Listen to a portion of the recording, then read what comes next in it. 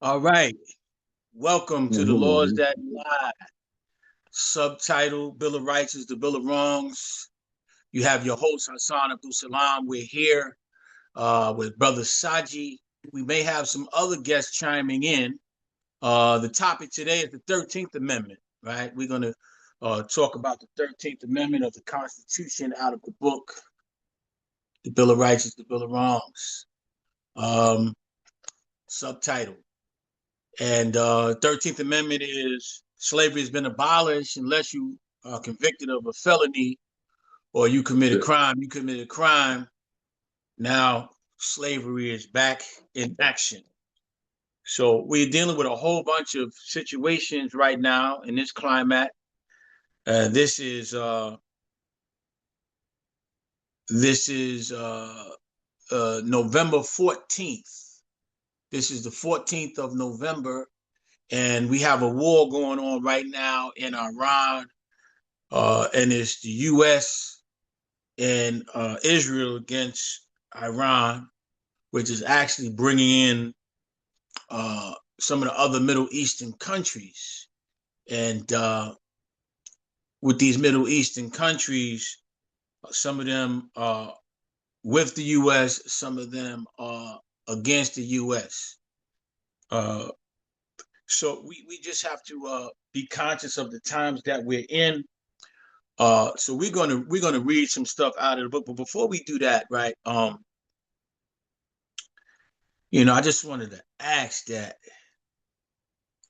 do we think it's a coincidence that our president Donald Trump uh, is actually asking the people what do they think about the name of the war? So they named the war, and he's asking the U.S. citizens, do he think that that's a cool name? Now, I don't know, but I just don't think that that's appropriate. I don't think that I don't think that's appropriate for anybody to say when you're dealing with lives, right? School has just been blown up. I think it's like 160 young 70, girls, 130, 170. 170, they say now. Young girls was murdered as a result of the bombing. That's a tragedy. So I just want to give my condolences as a citizen of the United States of America to those families and you know the people who felt the impact, other people who felt the hurt from what happened. Because if it wasn't for the U.S. and Israel going into war, none of those children would be dead right now. None of those children would have had to suffer. And I think that we need to send our condolences. We need to send an apology. I think that Donald Trump is trying to leave a legacy, and his legacy that he's trying to leave, he doesn't care if it's necessarily good or bad. You know, he really doesn't care if it's good or bad. Um, he just wants to leave a legacy. He wants his name to be known. And I think he's really trying to compete to be one of the richest people ever. Maybe one of the Rothschilds, because he's setting up his whole family of millionaires and billionaires, and this is the same thing the Rothschilds. So I just wanted to say I don't think it's a coincidence that all of the people in his cabinet are flunkies. Uh, he got nothing but flunkies surrounding him. Uh, Either they're submissive or they're just diabolical. And I think this is what we're looking at. We're looking at it's just like a female who doesn't want a female to look better than her around her. So she got a whole bunch of other females around her that don't look as pretty or as stunning as she looks, because she doesn't want them to outshine her. So I think that President Trump right now and his family. I think that's what they're trying to do. They're trying to outshine. They are trying to outshine the Rothschilds. They're trying to outshine Elon Musk. They're trying to outshine the Russian president. They're trying to outshine the prime minister of Israel. You know, but getting back to the topic for today, the 13th Amendment of our Constitution, because really he doesn't care anything about the Constitution. He's actually uh, just crumbled the Constitution, stamped all over the Constitution. The Constitution is what upholds this country. The Constitution of the United States, you know, clearly states that taxation without representation is a tyranny. However, you know, our taxes is going towards wars where he said he's not a war president. He promised us he wouldn't bring us to any more wars. Yet we're in, I think he's like 7 wars since he's been in 1 year. And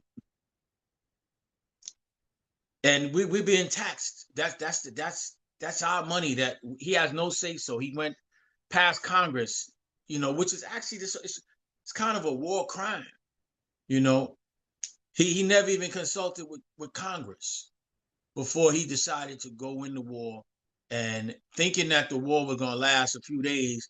Here we are 14 days later, if I'm not mistaken. I believe it's about 14 days now and going. And now he's saying he doesn't know when it's going to end. So we're talking about lives. We're talking about human beings. We're talking about human lives that's in jeopardy. We're talking about our country. Possibly World War III, because he's affecting, you know, the oil that little peninsula there that Iran is stopping the oil from going through. It's affecting people all around the world, including us. You know, I went to get some gas, and the gas is $3.59 a gallon. I went to get the gas a week ago; it was $3.29. $3.10. So we're dealing with some serious times. But in any event, when everybody feels pain, African Americans feel the pain twice or 3 times as hard as any other nationality. And I think we have to really take a look at that. Take a look at how much money we spend, how much contributions we've contributed to the United States of America and humanity as a whole. All of the inventions that African Americans have contributed. But yet the 13th Amendment of the Constitution was designed for us as African Americans. Slavery has been abolished unless you commit a felony or a crime.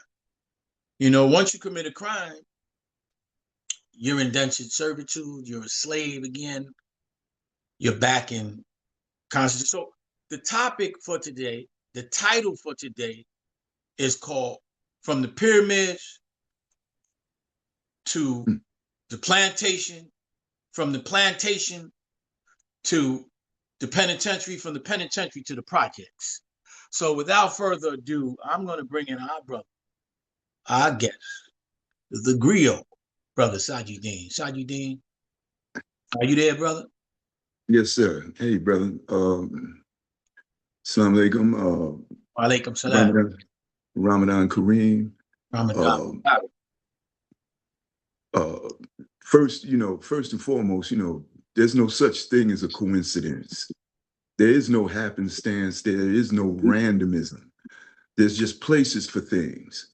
And if you're witnessing it, it's your job to find it. Often sometimes we language becomes a vehicle for our absence, and for lack of a better description. But the 13th Amendment, 1862, written in 1862, probably took effect in 1863, is the idea of property becoming people. Was twofold. And I think, when you really look into what was happening at the time, it wasn't just about freeing slaves. Corporations became people. Lincoln was shrewd. Lincoln had 113 slaves. Uh, his wife died, Maria died of rubella, and he bequeathed the slaves, and he had an opportunity to free them. He sold them. So, and he, and in one of his memoirs, he really didn't have a position on the lot of the slave. He didn't care one way or another. So the great emancipator, as people like to call him, uh, really emancipated the idea of corporate, the corporate welfare state, because at that particular point, corporations actually became people. Prior to that, corporations were property. Then they became people. In order to incorporate, what do you have to do, right? You have to get a corporate signature, right? That corporation becomes a person, So slavery was abolished in the primal sense, but uh, from a business standpoint, this country was moving from textilism, mercantilism, into industrialism, and later on into this thing that we now have, the free market system. But I guess not to be too hard on the cat. He was a visionary in the sense of the guys around him were visionaries in the sense of how they wanted to move the idea of commerce in this country. And of course, slavery had everything to do with that. But, the idea of this government now at this particular time doing what it's doing or what it seems to be doing, like it's an anomaly or something new. This is an old strategy, man. They've been doing this since they formulated this fledgling country. It has always been about taking things from people. The idea of war is atrocious. If you want to name for a war, call it an abomination. Because anytime a war breaks out, it's an abomination on any level. You know, there's no nice name for warfare. Even the idea is idiotic. But the reality is, this is not a war about regime change. This is about oil, man. This is about global dominance. The Strait of Hormuz and the the Gulf of Americas, Venezuela, uh, Canada, uh, uh, Alaska. This is about the oil tycoons, man, and them wanting to have a stranglehold on the world's economy. This is bigger than just uh, the Western Hemisphere. This is about global dominance, and the idea of manufacturing consent used to be a protocol that uh, some of these presidents that had a small degree of decorum and etiquette would use, when approaching something like this. Obviously this guy doesn't have any of that. Decorum is something that he couldn't even imagine. The idea of having etiquette is beyond him. As far as he's concerned, he's the picture of those things. But that's the narcissistic mentality of, you know, this individual that they have in this office. Um, and really to not waste a whole lot of time on him, because it's really not about him.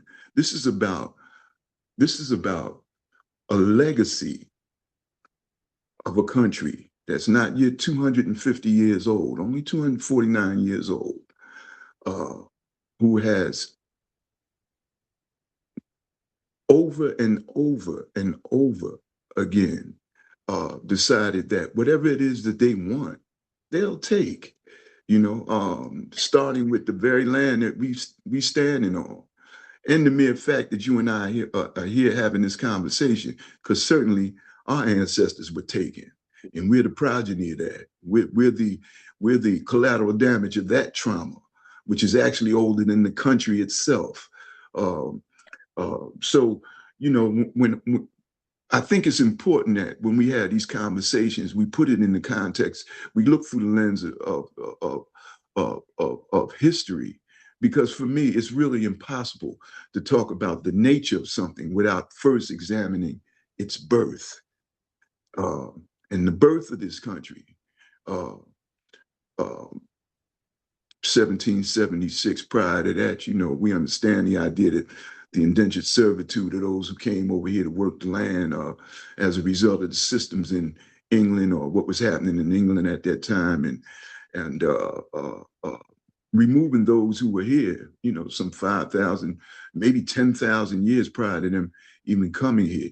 And that's one of the things that I really, when we look at this immigration scenario, and we talk about the irony, the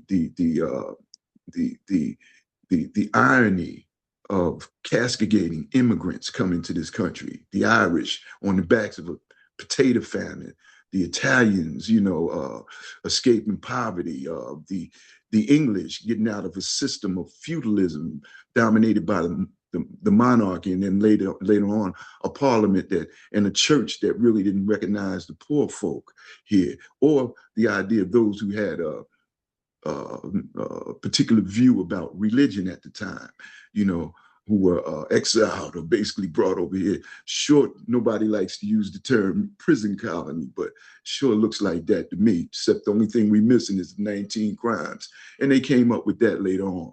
But the reality is, I think that when you look at this present government, you have to go back and look at the ones that came before it. This is nothing new.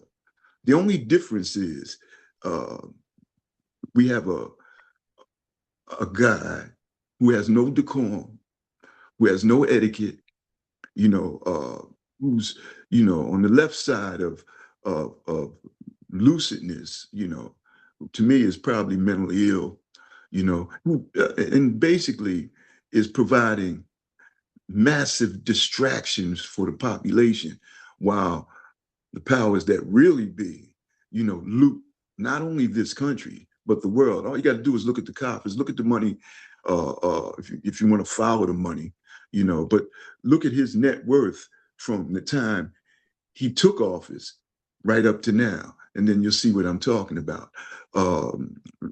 Not even glancing at the tariff revenue, that the money that came from the tariffs that was supposed to be paid back. Uh, uh, I've lived through the oil crisis, a couple of them.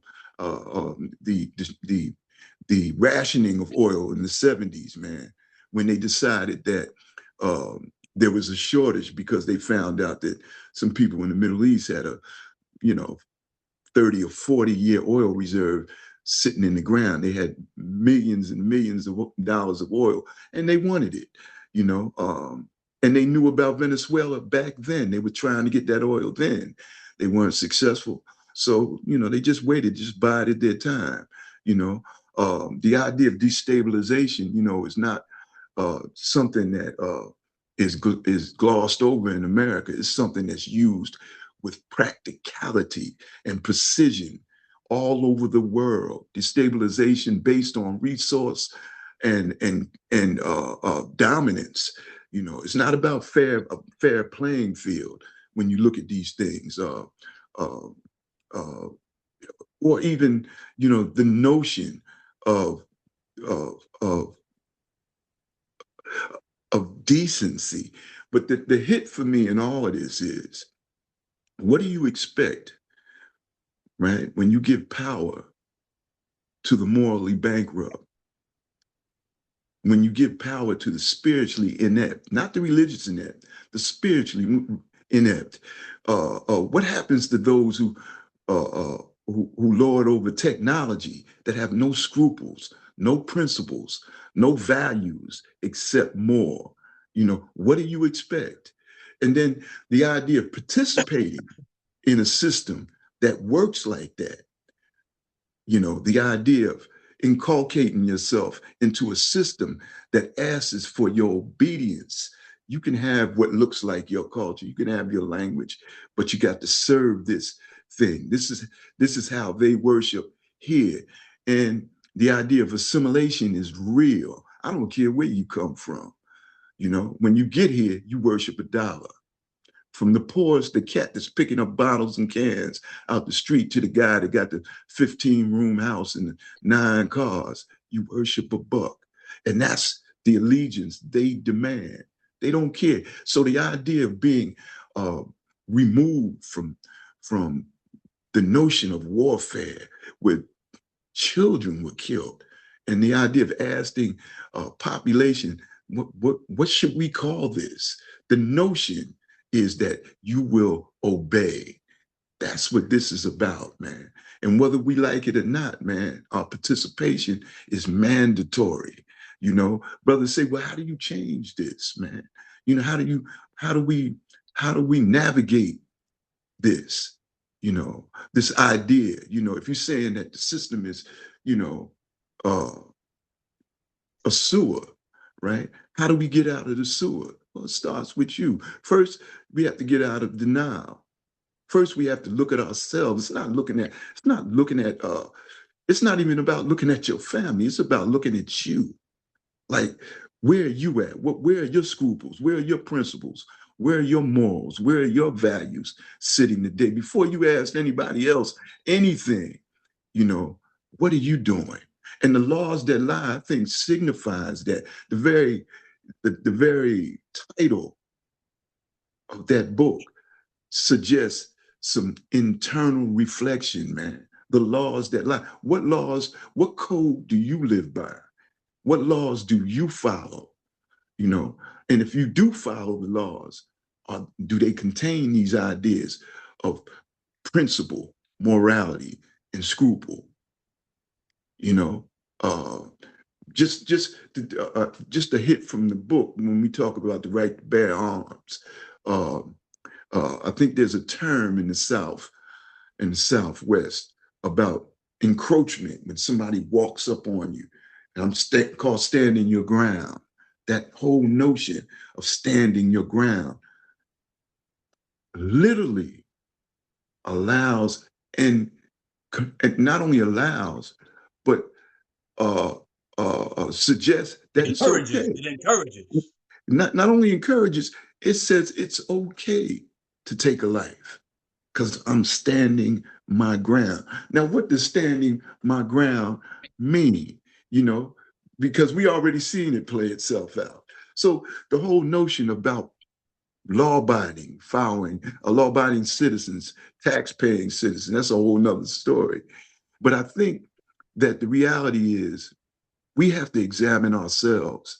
We have to really begin to ask ourselves the question, what code do I live by?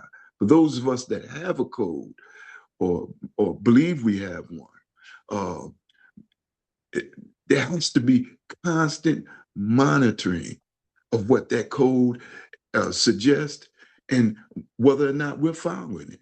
Because we live in a situation, in a society that is constantly telling us, oh, you don't have to worry about that. We'll take care of that for you. You know what I'm saying? We make the laws and the rules. We govern this. You don't have to do that. But what right-minded person accepts that without governing them, his or herself first? So I think it's really,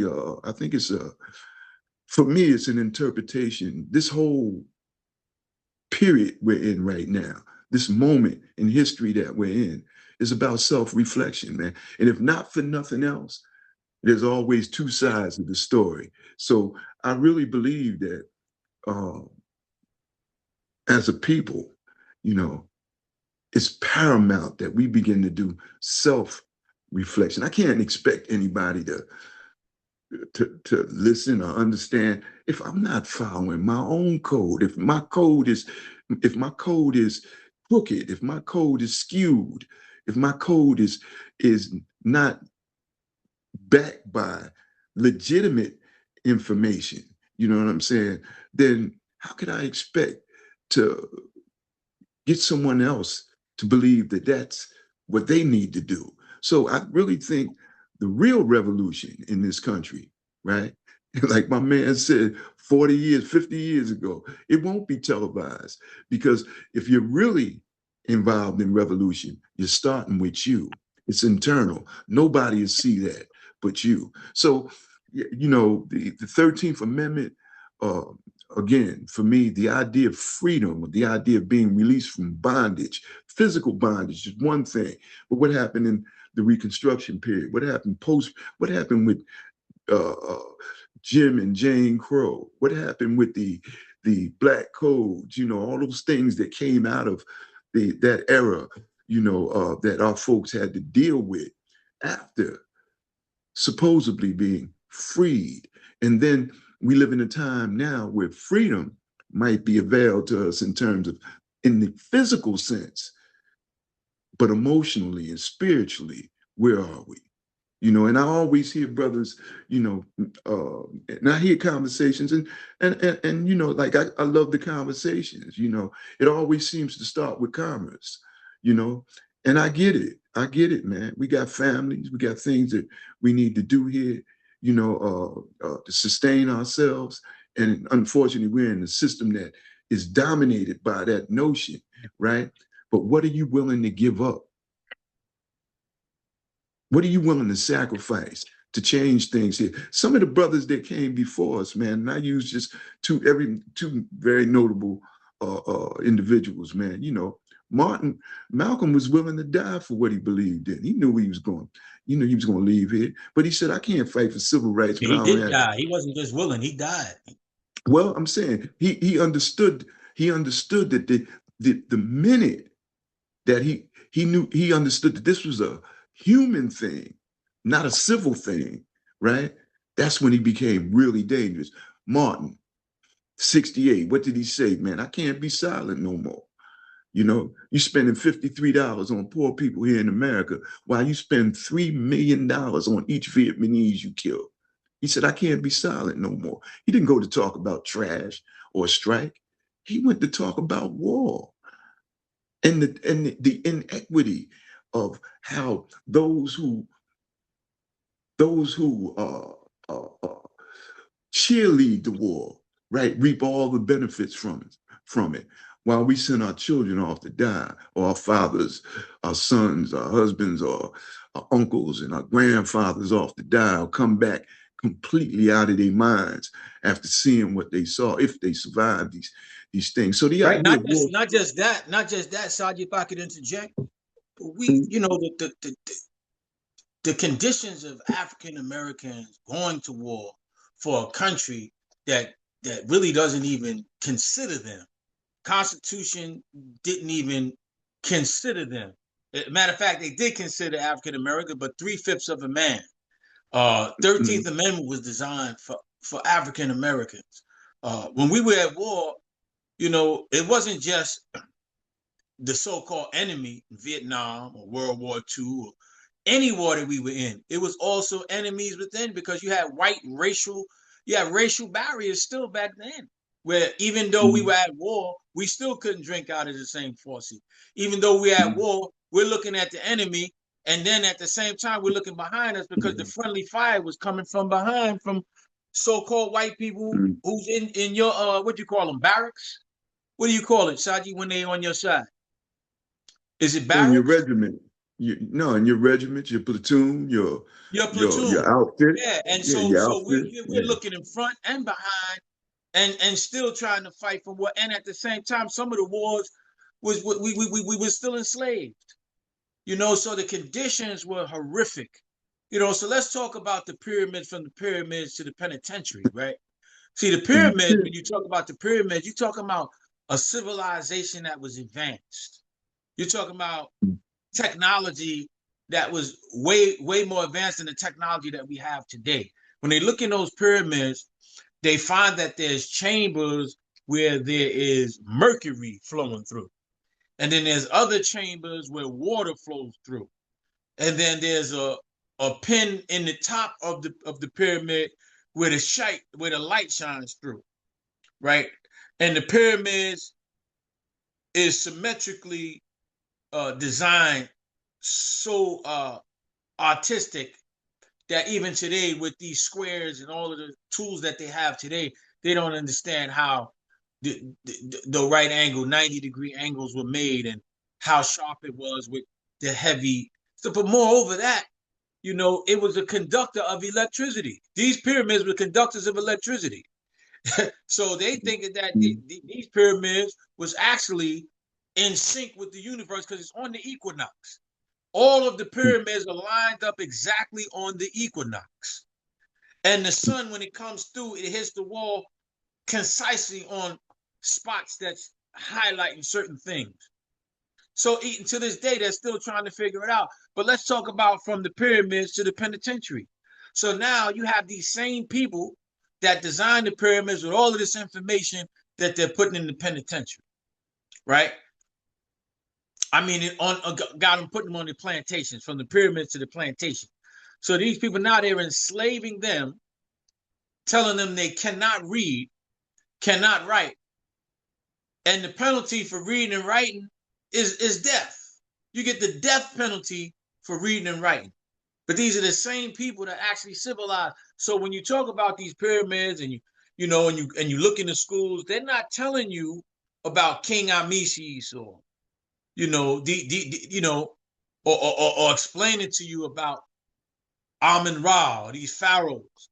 They're talking to you about Alexander the Great, Aristotle, who actually came in and stole the knowledge from the pyramids. These same people enslaved the Africans.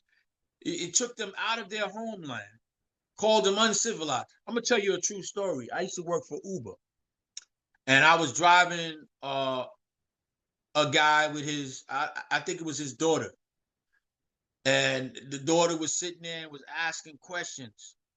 So the daughter asked. She said, "Well, Black people here, African American people here in America, did we help them?" He said, "Of course we helped. Of course we did."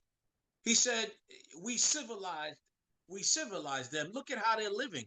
If we wouldn't have helped them and brought them here, they would still be in Africa with flies on their eyes, starving. Now they have jobs, they have families, and they're able to live good lives now. She said, "Is that right, Dad?" And he said, "Yes, that's right. That's how it goes." So it took everything in me not to say nothing. But I mean, they're teaching their children this from a very very young age, very young age, and it hurts my heart because we do the reverse. We teach our kids not to be racist. My mother told me, that all people were created equal.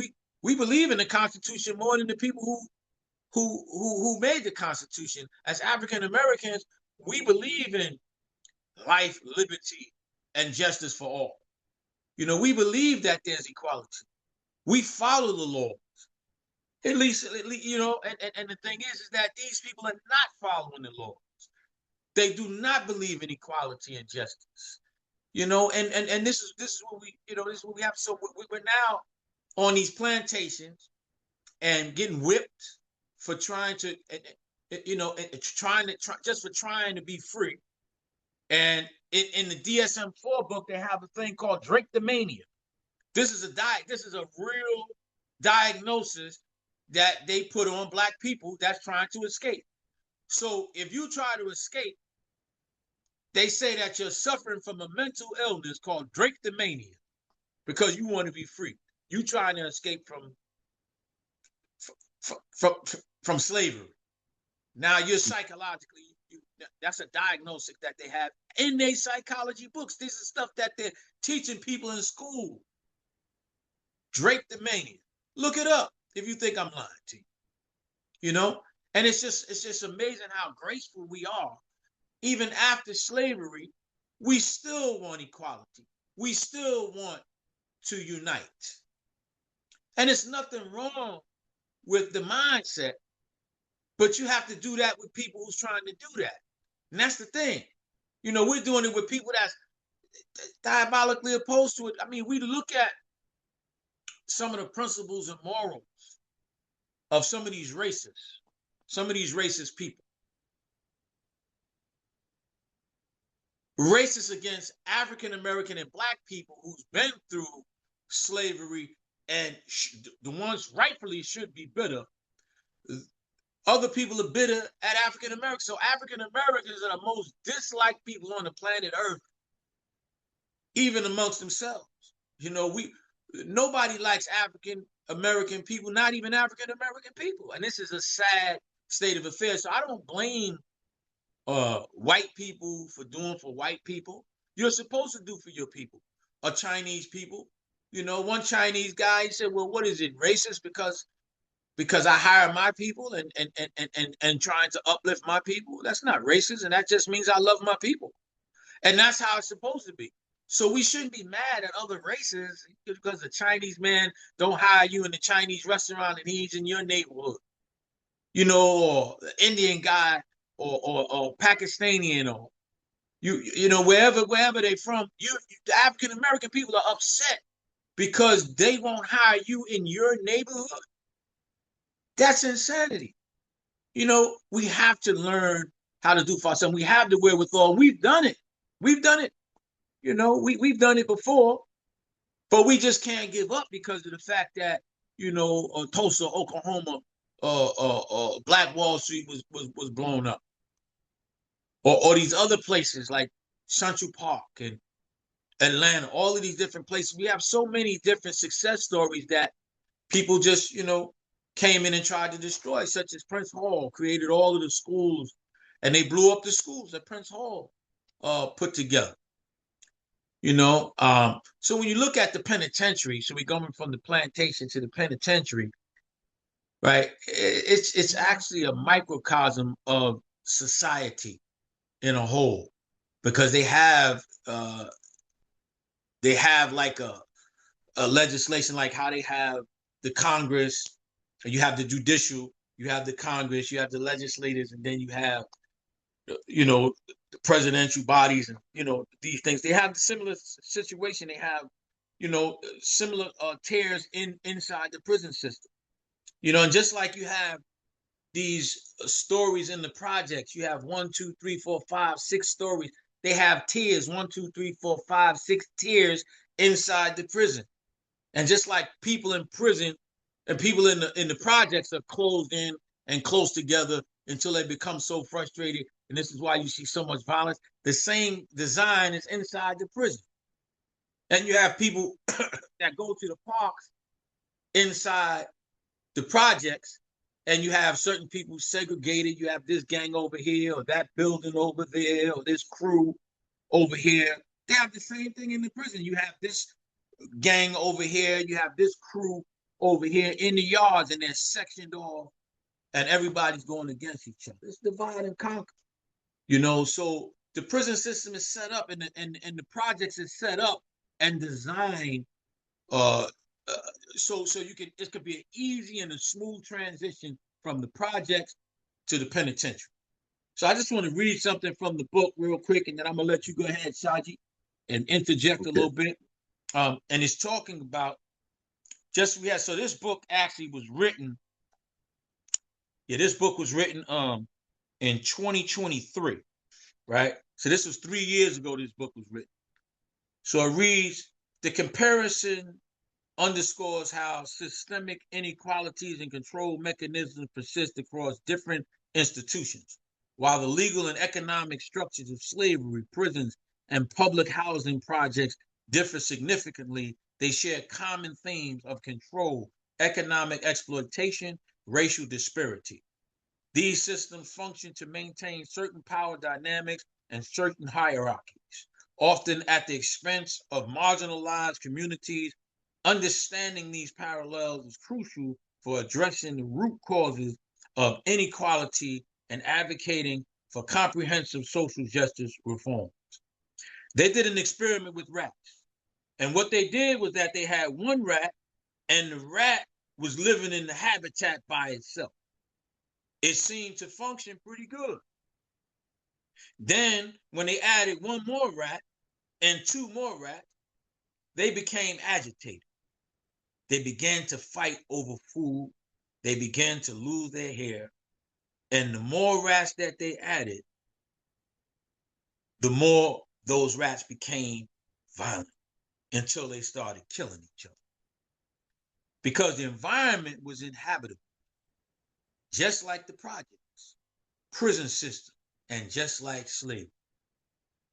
The rats started losing hair, and that was due to stress, aggravation, etc.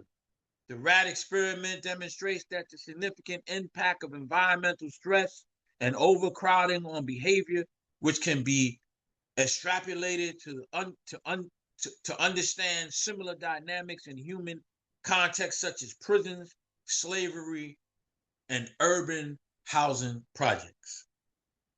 The rat experiment, overcrowding and stress. The experiment illustrates slavery key points. One, initial stability. A single rat in a habitat functioned well, showing normal behavior and health. Two, introduction of more rats.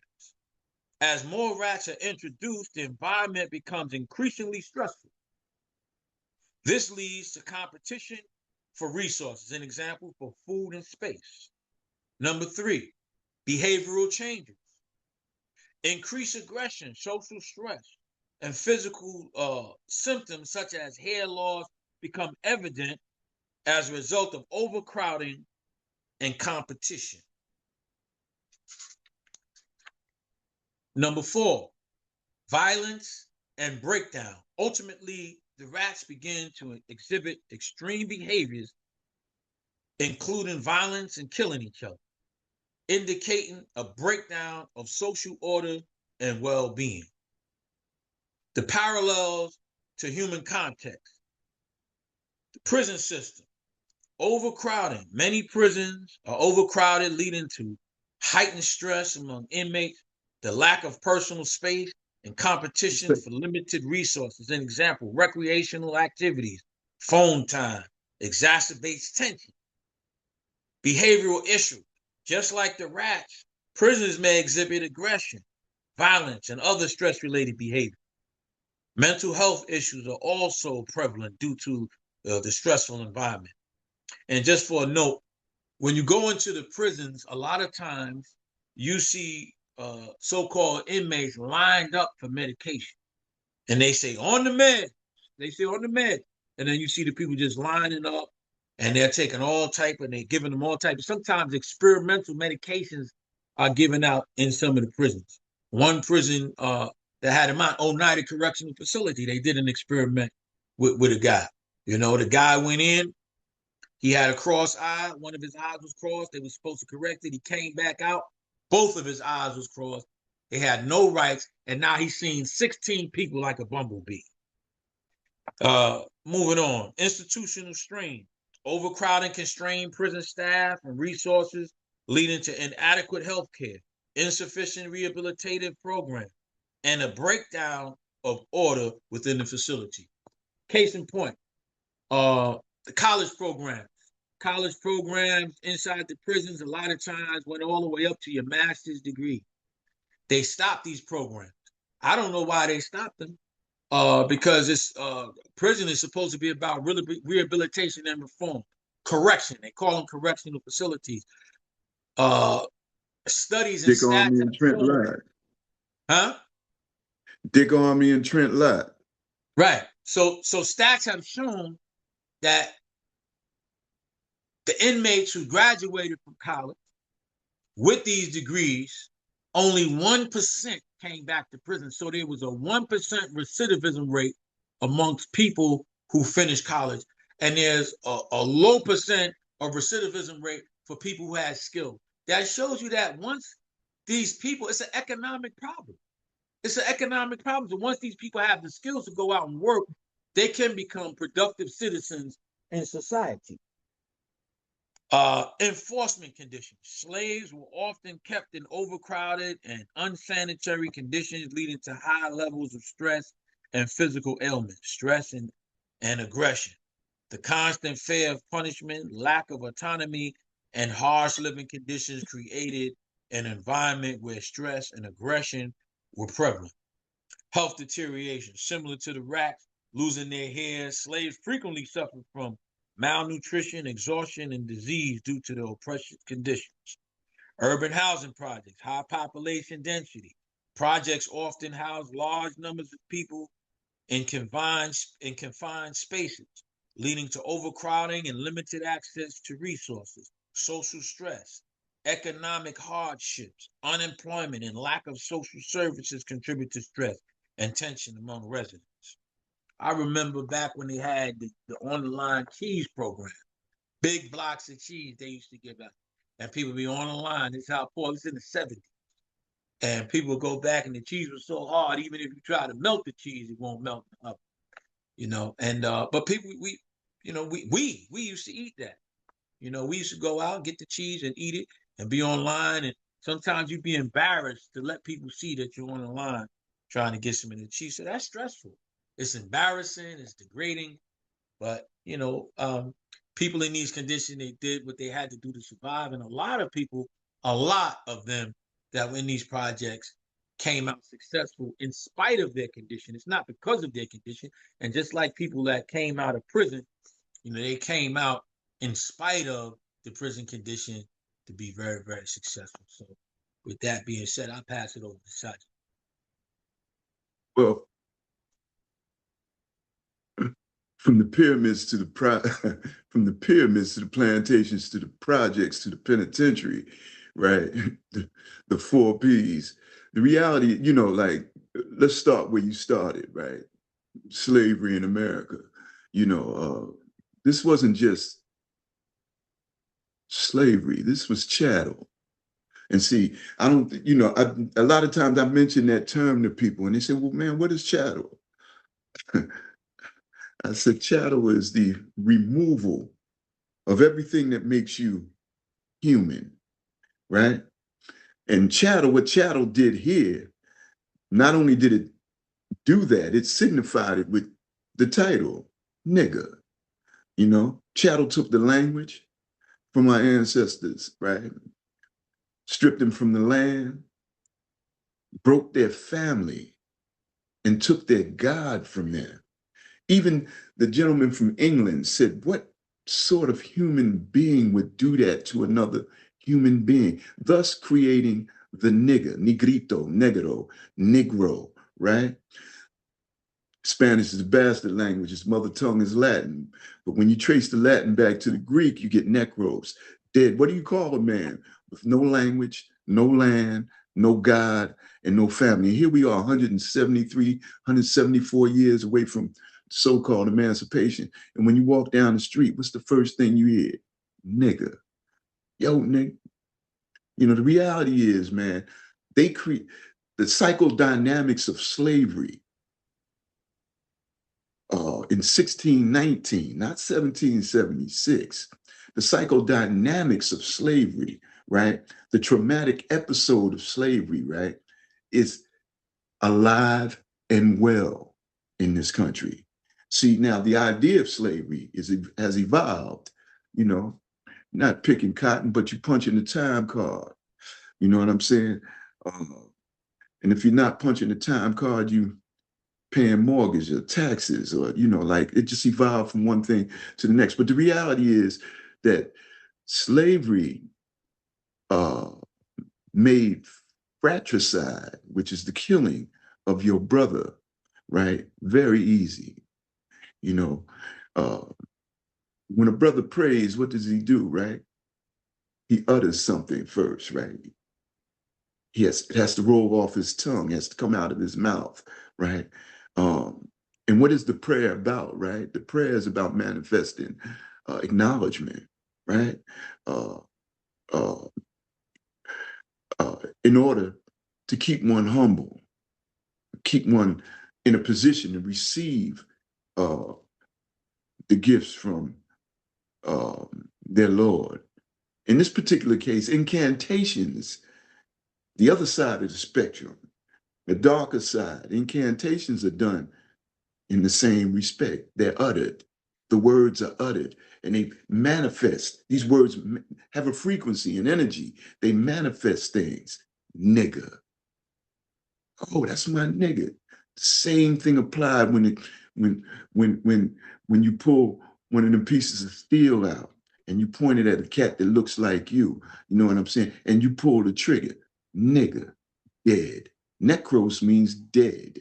You know what I'm saying? Nigger means dead.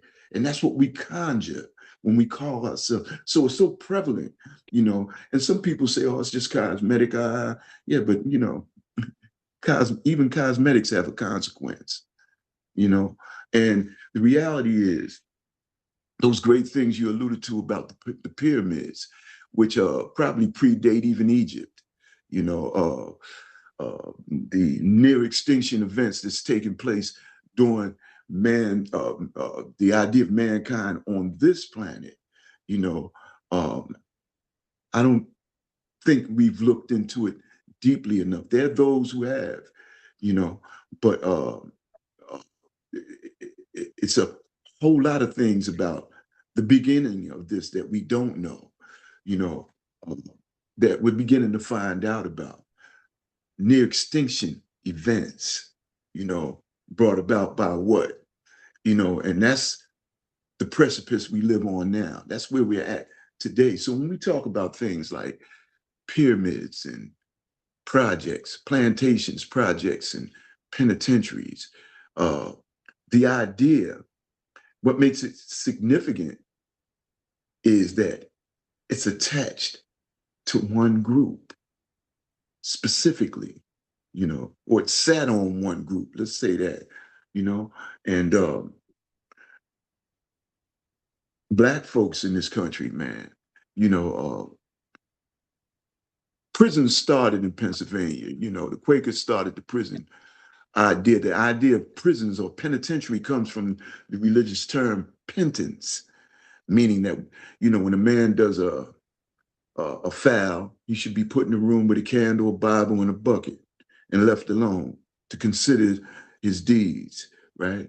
The idea that idea took form and it began to create uh, a whole separate population in America.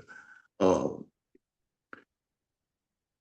and one of the main things after slavery was abolished, uh, Black men, Black women began to go to prison, man, for vagrancy. It's one of the main things. You didn't have your paperwork on you. You out of here. Richard, Richard, uh, uh, the Honorable Riker, the Justice Riker down here in Lower Manhattan, who they named the largest uh, city jail in the world after, sat on one of those courts. And when you got busted up here in New York, you didn't have your paperwork, you got sent back down south, you know, to the plantation. So you went from the projects to the to the penitentiary to the plantation. The reality is, I think that we have to really begin to re-examine, you know, uh, where we are as a people, man. And if we still want to play these games, man, that we've been offered, and it's real. And one of the things, I'm a Black man, and one of the things I've always, noticed is that, like when I was in the streets, man, it was about, yo, man, in the game, everything was about a game, man. But the thought never occurred to me, whose game is it? Whose Right. game are we really Right. playing? You dig what I'm saying? Even when you take it out of a street reference and you start to put it in cubicles and you start to put it in, uh, uh, uh, you start to put it on Wall Street. If you want to put it in the other venues, business venues, whose game are we really playing?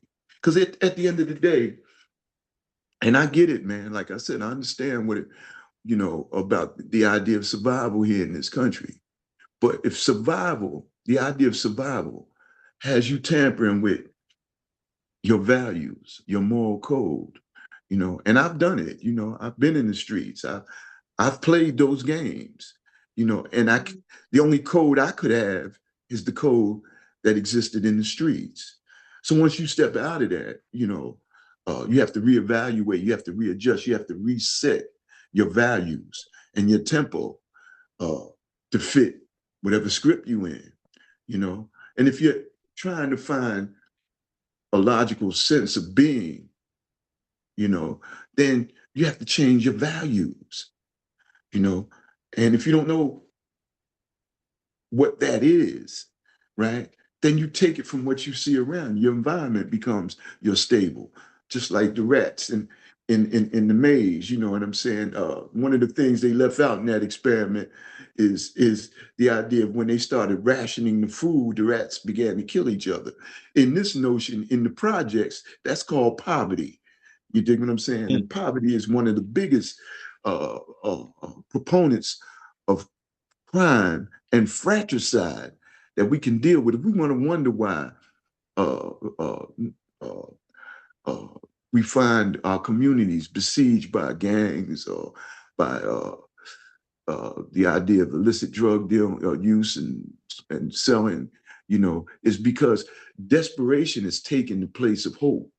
Despondency is taking the place of of of of of of, of logical decision making. You know what I'm saying? What happens, and what I mean by that is when you take certain elements out of the maze, right? Other elements have to come in. Right, wrong, and indifference. Now, the idea of, like, I got to get mine. Only strong survive. We start to adopt those manners. And what does that mean for a cat living in a maze or in a project or in a penitentiary? By any means necessary, bro. I got to get mine. If that means stepping on you, that's what I'm going to do. And that's the mentality we adopt. And it's hard to get away from that when you find yourself looking for crumbs. So, you know, we chase paper, and I get it, man, but at the end of the day, we don't print none. And all we do is give it back. Give it back, you know. Uh, the idea, the idea of wearing, $3,000 sneakers and eating McDonald's, or driving a $90,000 car and living in the projects, you know, might sound good, might sound slick, but at the end of the day, man, you miss a payment, or you miss a lick, and you be pushing the shopping cart, you know. And that's how easy it is here. And this is the stress that we live under in this country. Everything is a value. It is everything that's value comes from the outside, comes from the game. And if you're not invested in the game, you look odd, you look strange. And what happens to a sheep when he strays from the herd, right? The wolves get him. You know what I'm saying? You got to stay in the pack, got to stay together. So the idea of fitting in, man, uh, feeling like you're a part of something over overwhelms our common sense sometimes. So we rather just go along to get along rather than do anything outside the norm. Because outside the norm, there's penalties, right? You know, if you want to live in the suburbs and sell drugs, man, you probably won't go to jail real quick. You want to do that in the hood, you might be able to get away with it for a minute. For a minute, you might last a little longer. You know what I'm saying? But the reality is, the consequences are the same, irregardless whether you're in the suburbs or whether you in the hood. You know what I'm saying? You're still playing the same game. Doesn't make a difference where you lay your head. And I think at some point, you know, uh, those magnificent structures that our late ancestors built, you know, uh, you know, that are still standing 5,000 years later, and now they're finding some in other regions that predate those. In fact, they're And finding them even all. some they're finding some underwater. They're finding them all over the world. You see what I'm saying? But the significance of them, to me, the significance is that the people who were responsible for building those things at that time weren't paying attention to they didn't have phones, they didn't have televisions, they didn't have uh, uh, distractions. Those things are, are, are, are come from the constellations. They're on they're on lines that run across the planet, which gives off frequencies, right? And they sit on these ley lines all over the planet, man, suggesting the same thing. They are pulling energy from the cosmos, which is what the people that were building them were doing. But where are we pulling our energy from now? Mm. Paper. You dig what I'm saying? So I get it, man. And I know, I've had conversations with brothers, man, you sound crazy. Yeah, yeah. I said, listen, brother, ain't nobody telling you got to adopt the philosophy that I'm talking about. I'm just posing a question to you, you know, and because I posed it to myself, and it made me think, it made me step back, it made me look at, you know,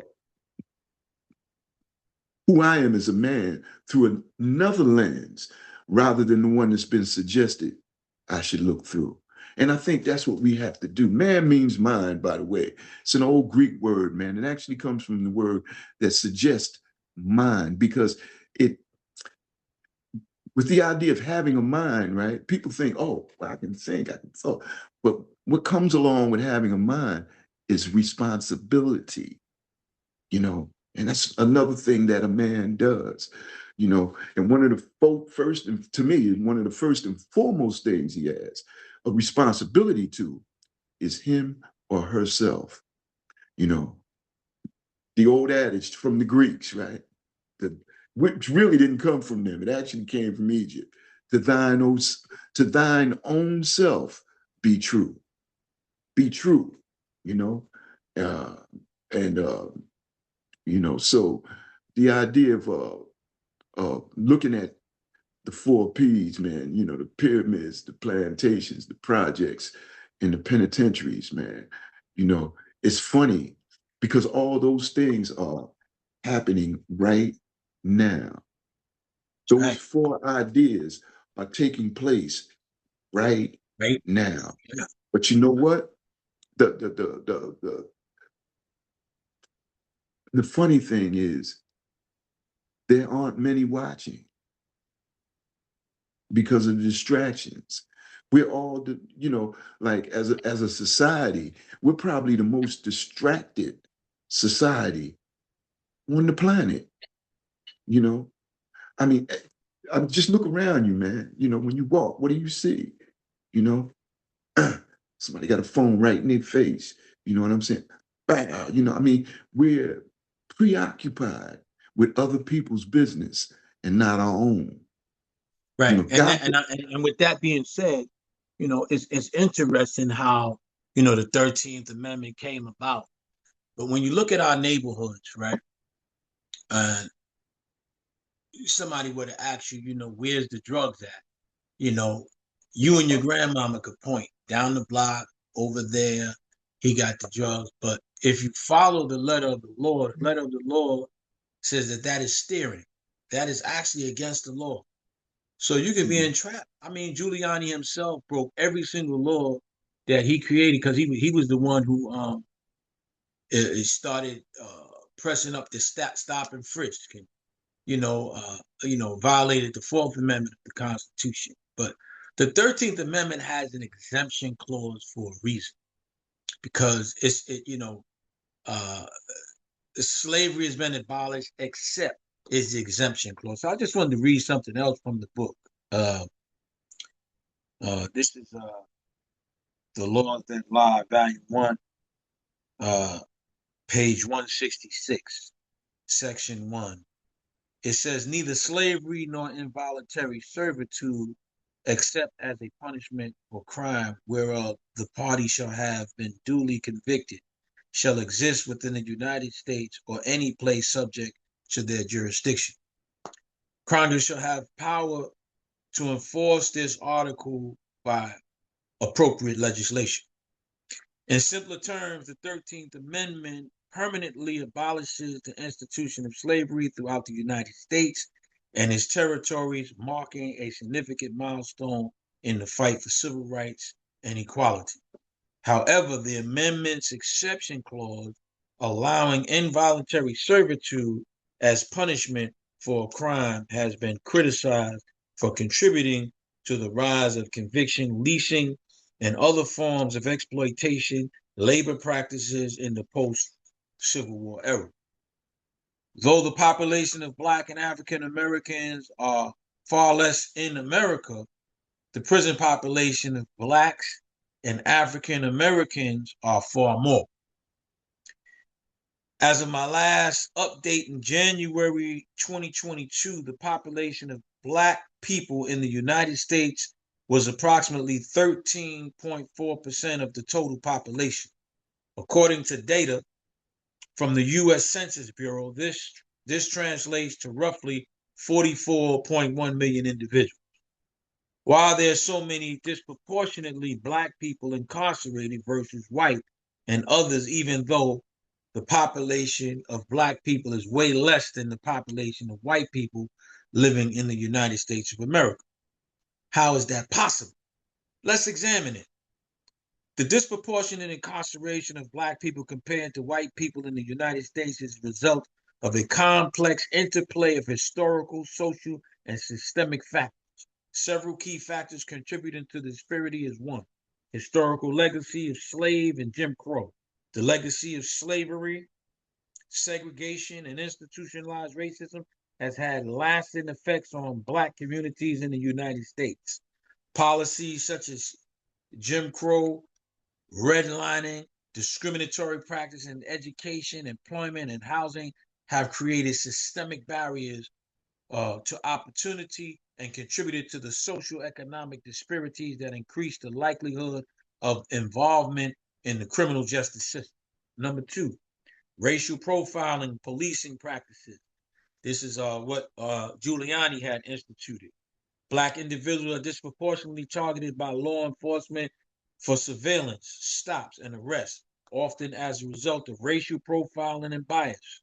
Studies have shown that black people are more likely to be stopped, searched, and arrested for similar offenses compared to white people, even though rates of criminality of criminal activity may be similar across racial groups.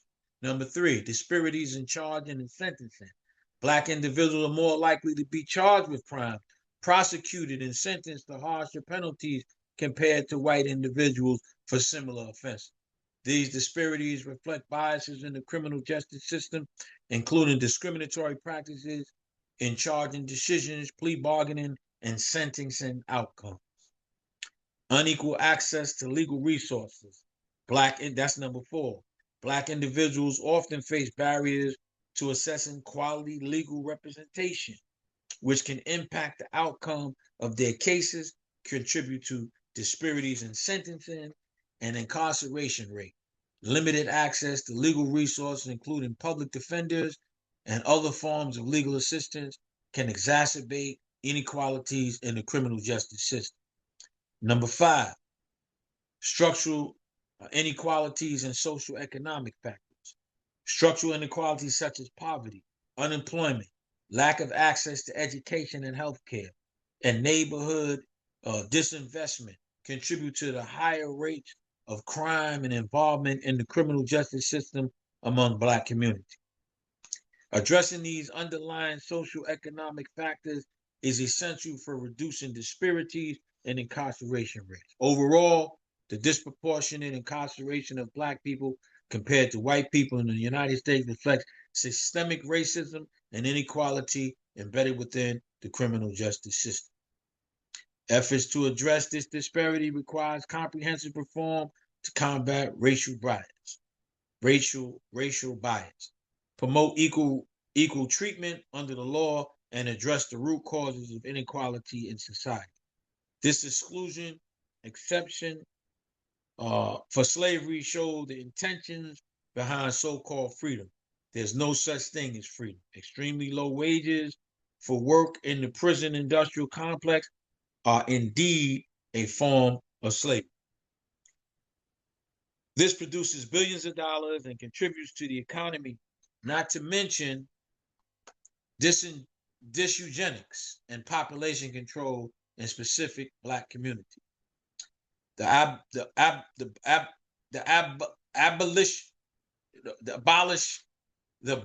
abolition of slavery and the fight for emancipation required a long and arduous struggle for the black people and their allies. Here are some key actions and movements that can contribute to end slavery: resistance and rebellion, legal challenges, activism and advocacy. It goes on and on. So go ahead, Saj. But I just wanted to end with this. in our communities, there's so many ways of entrapment. Uh, you could be walking down the block, somebody throws a package, police comes, they didn't see who threw it, everybody's in handcuffs. Once you're in handcuffs, they're asking you who threw it. You don't know who threw it, right? So therefore, everybody gets arrested, and 9 times out of 10 get indicted because they say they can indict a ham sandwich for what they It's called call constructive constructive presumption. constructive presumption, right? Right. So, and if you tell, right, it's called the nexus law. So now what happens is the person is closest to can get convicted, and that doesn't necessarily mean that it was the person who who threw it. So I mean, these are just some ways that people can get trapped off. I mean, it can happen to you, your grandmother. I mean, even a Anybody. dog can get locked up under constructive presumption. So with that Yeah. being said, Brother Saji, Listen, America has about a fifth of the world's population, roughly about 347, 48 million people here, right? I believe the last time I looked at the numbers, which is probably a while ago, you know, they had close to 42% of the world's prison population. They have more people in prison in California than in Russia. wow, That's just, giving you some a glimpse of what wow, the wow, idea of incarceration actually means to this country. The idea of amending slavery. See, it's funny because I hear people say abolish, and I think the term is amendment. Let me look at it. Let me look at because I got the Constitution right here, but let me see what it says. If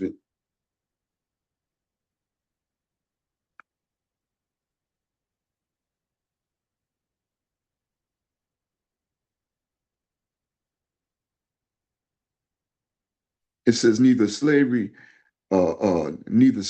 nor involuntary servitude, except as a punishment of a crime, whereas the parties shall then be duly convicted, shall exist within the United States.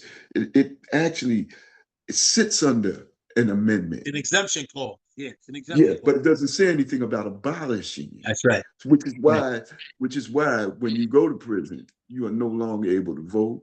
You are no longer, uh, your XYZ0123 or whatever the deal is. Uh, uh, In and I other say words, you're that, a number. You become a number. and, You're I, not even a human being anymore. and you don't even have those rights anymore. I was put in solitary confinement for poetry. And when I asked the warden at that time, and in this facility that I was in, how did he come to that conclusion? He he said, the 13th Amendment. You don't have the right to say what you want to say here. I said, Wow. okay. I said, even if it's true. He said, even if it's true. I said, well, okay, fine. I had to do my due diligence and write his boss, his commission, the commissioner of the SEG units at that time, who was forgot his name, but yeah, they locked me up for poetry, man. Got cats in there, man, with 10 bodies and dudes and did all kinds of crap. I'm in the box for poetry. You dig it? But this is the reality of your circumstance once you put yourself in that position. And it's very easy to get in that position. There's plenty of brothers that's incarcerated that should not be there. The system, the system is a coon house game. And what I mean, if you know anything about down south, if you know anything about the game, the card game, coon, high card draw, right? And the suggestion is like, they always got the high card. If you playing their game, you's a sucker. You dig what I'm saying? That's the reality of it. Sometimes some of us are there because we believe we had to do what we had to do. But if doing what you had to do meant leaving your family, and I know there's extreme causes that might put a brother in that situation. I get that. But if leaving your family for a bankroll, giving up your freedom, giving up the idea of your manhood, because I hear the stories, I running this block, he's doing this, doing. I said, man, did you ever tell him, man, what you had to go through when you had to go down there and see your people? All them visits you was just talking about, did you explain to them the process of going to the visiting room and coming back? You dig what I'm saying? You know, uh, uh, we ain't even gonna get into that. I know that's a little vulgar, but you know, but you know what I'm talking about. And the reality is, man, some of us chose another way, man. I wouldn't allow my children to come to the penitentiary while I was there. I told them if you bring them there, I'm gonna refuse to visit. So Well, I why? stopped it. Tell me why, brother. Uh, because I don't want my kids growing up in a visiting room. And even more than that, I didn't want to, I didn't want unnecessarily to have a man playing with my genitalia or looking up my behind. To me, man, that's not worth a visit. I see you some other time. God willing, you know what I'm saying? And the creek don't rise. I see you another time. That wasn't the trade-off wasn't worth it. You know how many times I've been down there and seen people when I worked down there in the visit in these some of these visiting rooms doing uh, uh, working with young adults. I've seen people come in these places, man, uh, workers, their families, their grandmothers and their mothers sitting there with shirts on. You build them, they will come. And I asked an older white lady, I asked her one day, I said, yo, what does that mean? She said, what do you think it means? Had a prison on the front. Said, you build them, they will come. She was talking about our children, Wow, man. that is amazing. Yeah, and that's the reality of our circumstances, and to to glorify that exchange, like somehow, you know, we've become that's a rite of passage is ludicrous. That's crazy. That's ridiculous. But it was done. It was glamour. It's still glamorized, by some, but they don't tell the real story. See, they tell you, I get it though. But prisons here in America, man, were really about manufacturing not only control, but dominance over a population. You know what I'm saying? There's some prisons in America, man. There's a couple down south in Alabama, I believe in Alabama, man. You never come out. 96% of them never leave, ever. And there's no wall, no fence. You talking about manifesting the Stockholm syndrome. The whole town is a prison. You could walk out, but where you going? You never 90, something like 90, between 92 and 96% will never leave. It's modern day America, man. There's all kinds of atrocities in prisons, but you don't have to go to prison to be in jail, man. We lock ourselves away, with our behaviors, our actions, and our codes that we live by. We check ourselves, we put ourselves in our own we make our own plantations, our own projects, we make our own penitentiaries, and some of us make our own pyramids. The reality is we do this uh, sometimes unknowingly, and sometimes we do it knowingly. We just give up. Very easy to just say, you know what, the hell with it, man. Say I'm going out. This is what I'm gonna do. You know, this is who I am, and I get that. That's a human thing, But what drives a person to that point? That's the part we got to get at, because a cat don't wake up one morning and decide he wants to go away for the rest of his life, or he wants to subject himself to his own personal hell. How does that happen? And that's a societal thing. And this is a thing that we really have to get at. We have to get to a place where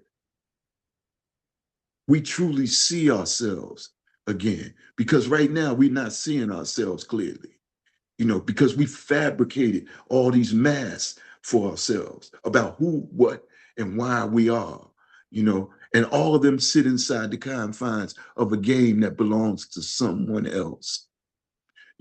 So if we want to know what's the plight of Black people in America is, you know what I'm saying? It's that trinity, just like they have the trinity of political science, the executive, the judicial, and oh, wow, I'm getting old. Uh, executive, judicial, and come on, man, help me out. What's third branch of government? Legislation. Listen, Legislative. There you go. If you notice, they do a lot of things in Trinity, in threes, man. Bill of Rights, life, liberty, pursuit of happiness. You know what I'm saying? The one thing that they want, those words are all glamorous. They're really nice. They want your mind, your body, right, and your spirit. See, all that is for sale here. You know what I'm saying? And they want it. So now they're literally manufacturing consent for your attention. They want it. These things these gadgets, man, this technology in and of itself is not a bad thing. But in the hands of a moralist, right, tyrannical, right, spiritless individual, it is it is it's game ending. It's not game changing. It's game ending. And this is what we dealing with, man. We gave power in the hands of a tyrant. You know what I'm saying? It's like a tsunami at your front door. You know what I'm saying? It's a horrible exchange, and this is where we at, man. These things that when we look at the political system in America, man, politics in and of itself are no more than the measure of the people who govern it. So if it looks crazy and it looks out of whack, and how did we get here? And wow, what is going on? Da, da, da, da, you know, who's running the show? You know, uh, and if we're disgusted at it, if we're really, really, truly disgusted about our plight politically in America, right? Then we need to change the dynamics. And the changing of the dynamics doesn't start with the system itself. It starts with the individual. The individual has to do some work. Because if you change the system and you screwed up, all you did was you just went around the block. You ended up right back at where you started. So in order for us to truly, if you're thinking of a utopic idea in America, we like one of the professors told me, delusions of grandeur, right? And I said, what the hell does that mean? He said, man, you dreaming, man. You're not idealist. The reality is, if we're looking for some deliverance, if we're looking for change, if we're looking for these words like equity, justice, social bearing, uh, uh, uh, uh, honest politics, then where do we start? We start with the individual, man. How you gonna have honest politics in a system, right, that has an electoral college or campaign financing? You're asking yourself, how did you get a cat like this in office, right? You should be asking yourself why you got a set of rules that govern that say, listen, we have an electoral college which is 242 years old, which is telling you something. The country's not even 250 years old yet. This institution has been around for 242 years, and basically the mindset behind it is that the common man would never pick the highest seat in the land. So the idea of democracy has always been a step ahead of us. The plan is democracy will never be a reality in this country. At best, it's been a got republic. that right. You got You that know, right. and you're not even dealing with that at the present, right? Courtocracy. You put any sweet label you want to put on it. We got all these terms, this jargon that we use, and in the language to really just spell out the one thing that really makes sense, right? It's some bullshit. The reality is, man, it's all smoke and mirrors, man. It's about the few, and it ain't about the many. It's on the money. E pluribus unum says it. Franklin wasn't Yeah. stupid. He knew what he was doing. Yeah. So You know. with that right there, we're gonna end with Okay. some final thoughts. Um, hopefully we could hear something inspiring from my brother, like he normally does. Yeah.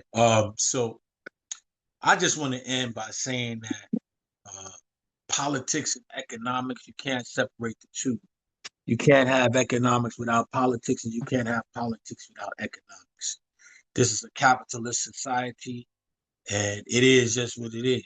Money is the god, and if If you broke, it ain't no joke.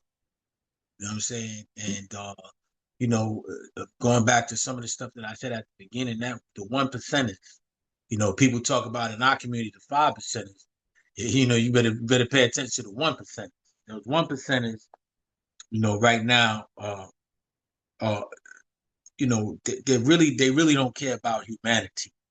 That's what this is about. It ain't about black or white. This is about humanity, and they don't care about humanity. People talk about black on black crimes. You need to watch the movie 300. All of these different movies. These people are not shooting one person with a 32 or a 28. They killing whole communities, and then they're white on white crime. It's white on white crime. So when you talk about black on black crimes, so there's no economics without politics, and there's no politics without economics. And I end with that. Okay, and there's no, there's no equity without a moral barometer. So you can have those two things, those two ideas, which is what we actually have now, right? Uh, and without the moral barometer, this is what you get. What we living in right now. The absence of a moral barometer is the reason why America, the experiment, is failing. The country's in decline. The 1% is running for the hills. I get it, man. If you look at the 70 empires that existed in so-called modern man's tenure, they've all mostly fell for the same thing: tumult, oppression, and greed. The few want it all. The Roman Empire spread itself too thin. Went up there messing with the Vandals and the Goths and Vlad and all them cats, man. And uh, ended up not being destroyed but dispersed. So may very well be living in the age of the new Roman Empire. You know, uh, with all the trimmings, the Caliglias, the Dions, the the Neros. Look at your man. I mean, put him in a toga, man. He fit the script perfectly. I'm talking about Trump. You know, put a little leaf around him, give him a little boy, put him by his side. You know what I'm saying? He fit the script perfectly. But the reality is, man, uh, in all seriousness, if we looking for change in this company, man, we have to find it within ourselves first. You And said in this company or the country? in this country, in this Oh, okay. country, Okay. I thought you said company. I and know you said yeah, it's a catocracy. Catocracy. yeah, Yeah. it is a cortocracy. Corporations do have a stranglehold on on uh, on America and have had it since the 13th Amendment. You know, uh, look at workers' rights. Look at the history of workers' rights in this country, man. When I was a kid, man, 50% of the people that lived in my neighborhood were in unions. Now unions exist. There's about 5% of that happening now. Unions meant that you got a decent wage. It meant that you had health benefits. It meant that you would get a pension. There's probably about 5% of unions in existence now. When I was a kid, 50% of the people in my neighborhood were in a union. I grew up in a union. I was a steel worker. I was a glass worker. I worked in a hospital. I was in the unions in all those jobs. Now, it's crazy, man. So again, it's about, like you said, the few and not the many. But what leverage does the many have? It's obvious. The many. That's the leverage.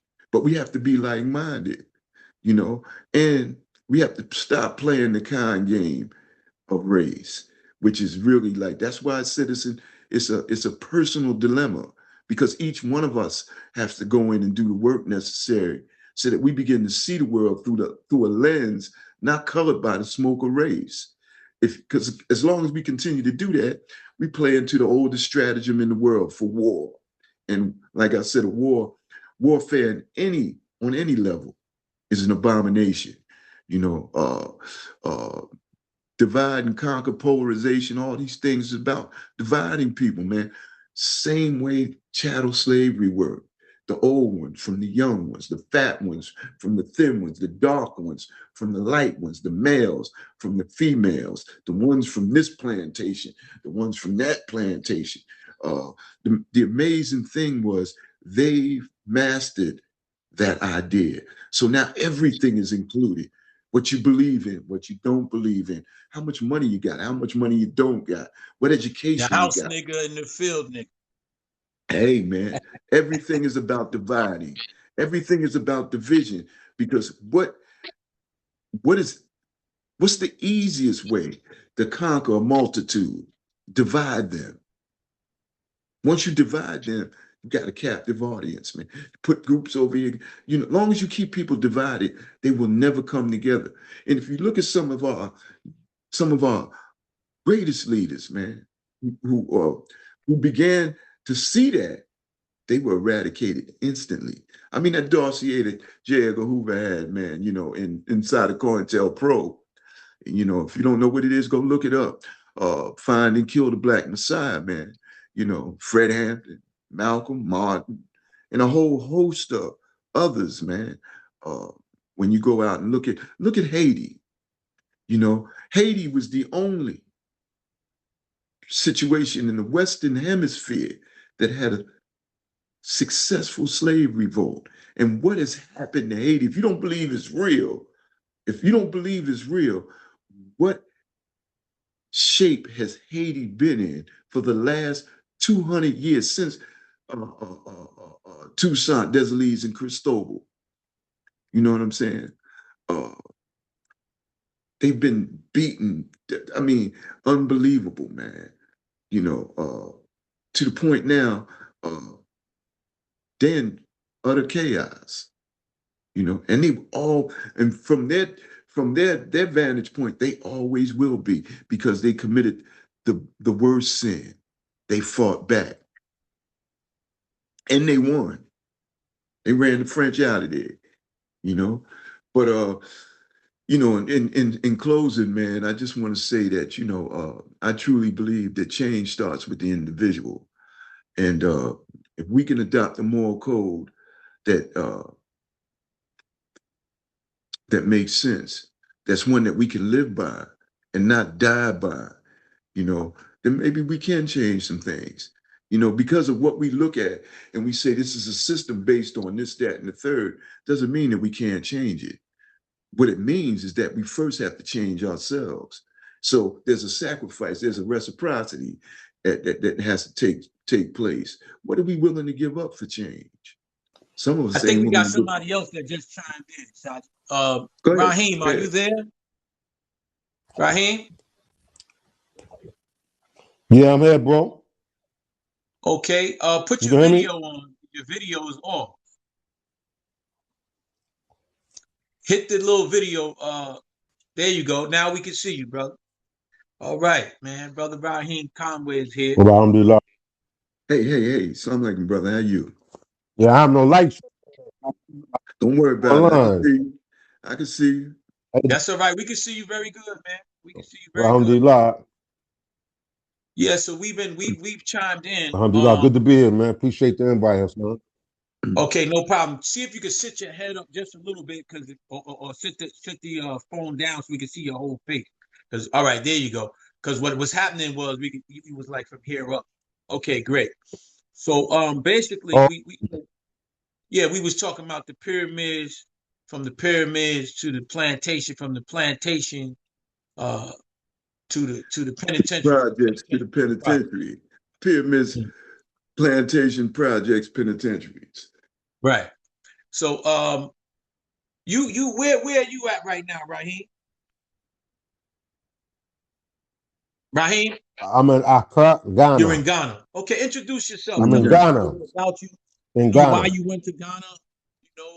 What type of stuff you do. Who are you? Do you have a miniature bio? Because you just chimed in. I don't know where you came from, but you just chimed Give on me in. one second, We man. happy to hear. I'm not. Yeah, no problem at all. Yeah, my name is Raheem Conway. I'm from the Bronx, New York, born and raised New Yorker, diehard. You know, serial entrepreneur. Come from a family that uh, was business oriented from the start. So I grew up in the real estate business. My mother was a nurse, medical field, and I got involved in a lot of different industries. I was in banking, I was in produce, mass production at Hunts Point Market.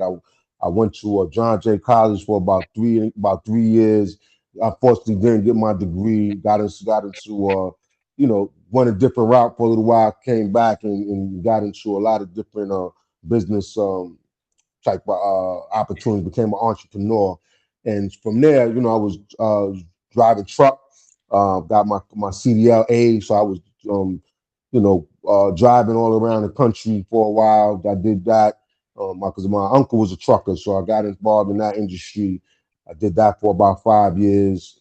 Um, I got involved in the construction industry, so I'm a professional laborer. I did that for 5 years. I was just trying to find my way, doing different things, going having a lot of different experiences, trying to find out what really, was my calling. So I got into the finance business. I met Hassan about over 20 years ago. When me and him was doing finance and different type of things, became a certified credit specialist. And I took a real liking to that business because the empowerment. And I said, wow, this is different because you really can get empowered with capital, which you can move the chain down the field. You can say, okay, if I have money, then I can, do different things with it.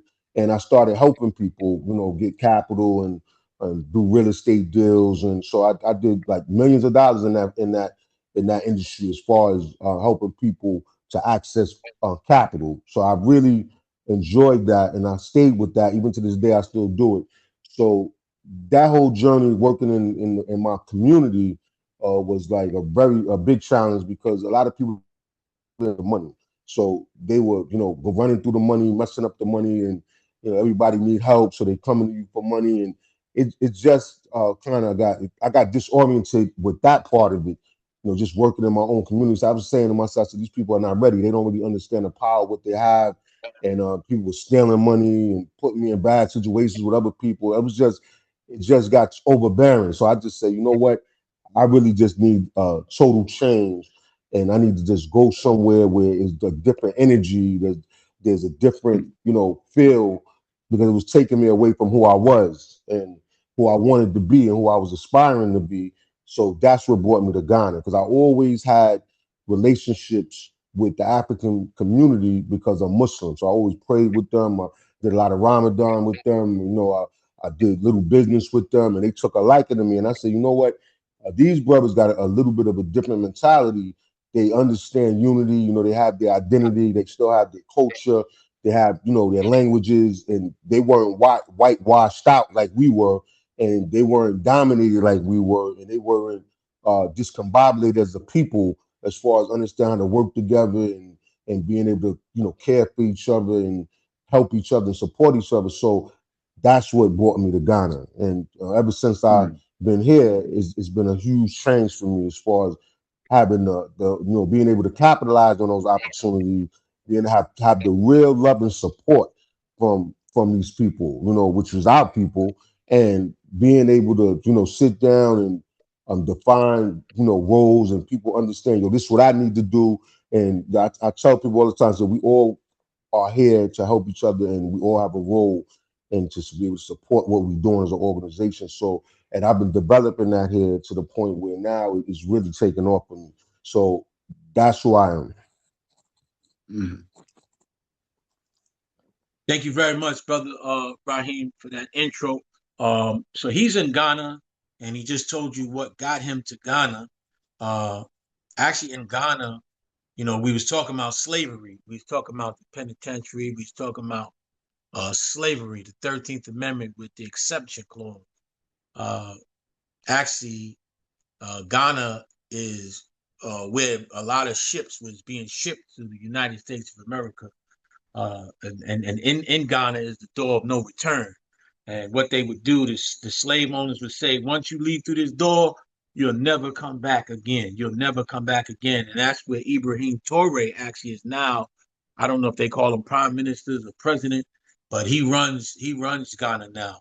and people are returning back to Ghana, such as Raheem. They're coming back in droves. I've seen Steve Harvey. I've seen, a lot of celebrities on TV, and they're returning back to Ghana. So tell me some of your experiences now in Ghana, where the slave used to be, brother Raheem. What do you see there? What are your experiences? I mean, we had a conversation, and they were saying that in So some places in Africa, they're not welcoming African Americans. As a matter of fact, if they see you come in there, you could be a victim of circumstance, knowing that you're a what you call it, those people that travel. You're not a native from Ghana. You're not really African. You are African American. So they really look at African Americans like we're Americans.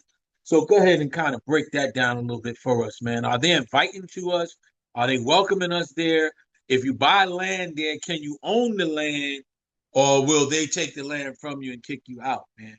Because I know they got victims from tourists, a lot of tourists out there.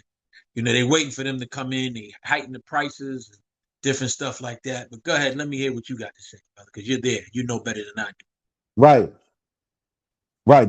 Those are great questions. And so I'm gonna do my best to answer each one. So the first thing is, uh, yeah, there's people here that I'm amazed. I'm finding out as I continue, to reside here, just how many people are coming here, and these are not just regular people; these are famous people. So Bob Marley's wife is here. Stevie Wonder just became a resident not too long ago, about a year ago. Also, the brother that plays for the Detroit Lions, Jeremiah, what's his name? The running back, the second So string you running seen back. He those won people one. there? Have you seen any of the celebrities there? No, I haven't seen those people particularly, but I know they're here for sure because I meet different people like all saying the same thing. And then you hear it in the media. Like they had Stevie Right. Wonder when he just got his residence, his citizenship. I think it was last year that they formally made him a citizen. It was in the media, so they had a picture of him at the event when they gave him the citizenship officially. So yeah, so he's definitely here. Bob Marley's wife is definitely here. I've just spoke to somebody today, and I've been hearing that. Haven't seen her in the media, but she's here. And then, like I said, there's a few other people, but a lot of people's coming from America to How Ghana, are they and we have treating them? about. How are they treating the people? How are they receiving African Americans? So that's a good question. So I want to say overall they love us here. Overall they love us here. No question about that. But the challenge that we have as being African American is they look at us as what's called, they call us like a blue heart. That's the name that they have for us. It's a stigma that's attached to us, and which basically means that we are the white man's Negro. You know, they Wow, call us that a is blue heart. wow. Yeah, that's what they call it. So Paid we now. are definitely accepted because we are the type of Africans they are.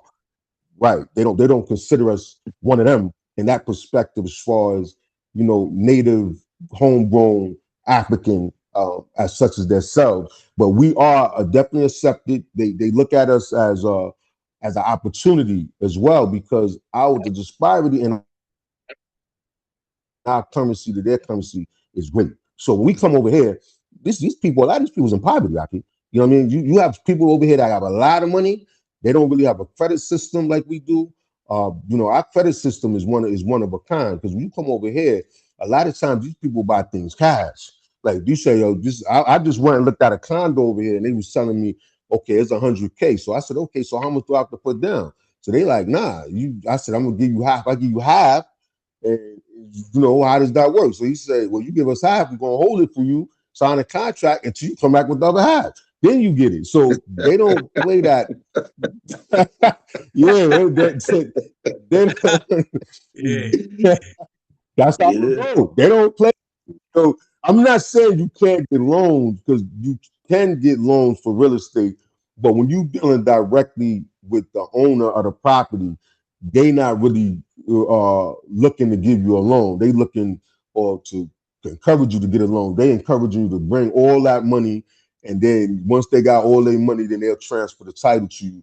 So that's one thing I've noticed. The other thing that I've noticed is when you are African American here, if you go into the stores and you buy yourself and you want to buy something, your number is going to be different than the native number because these people are starving so much out here as far as poverty level.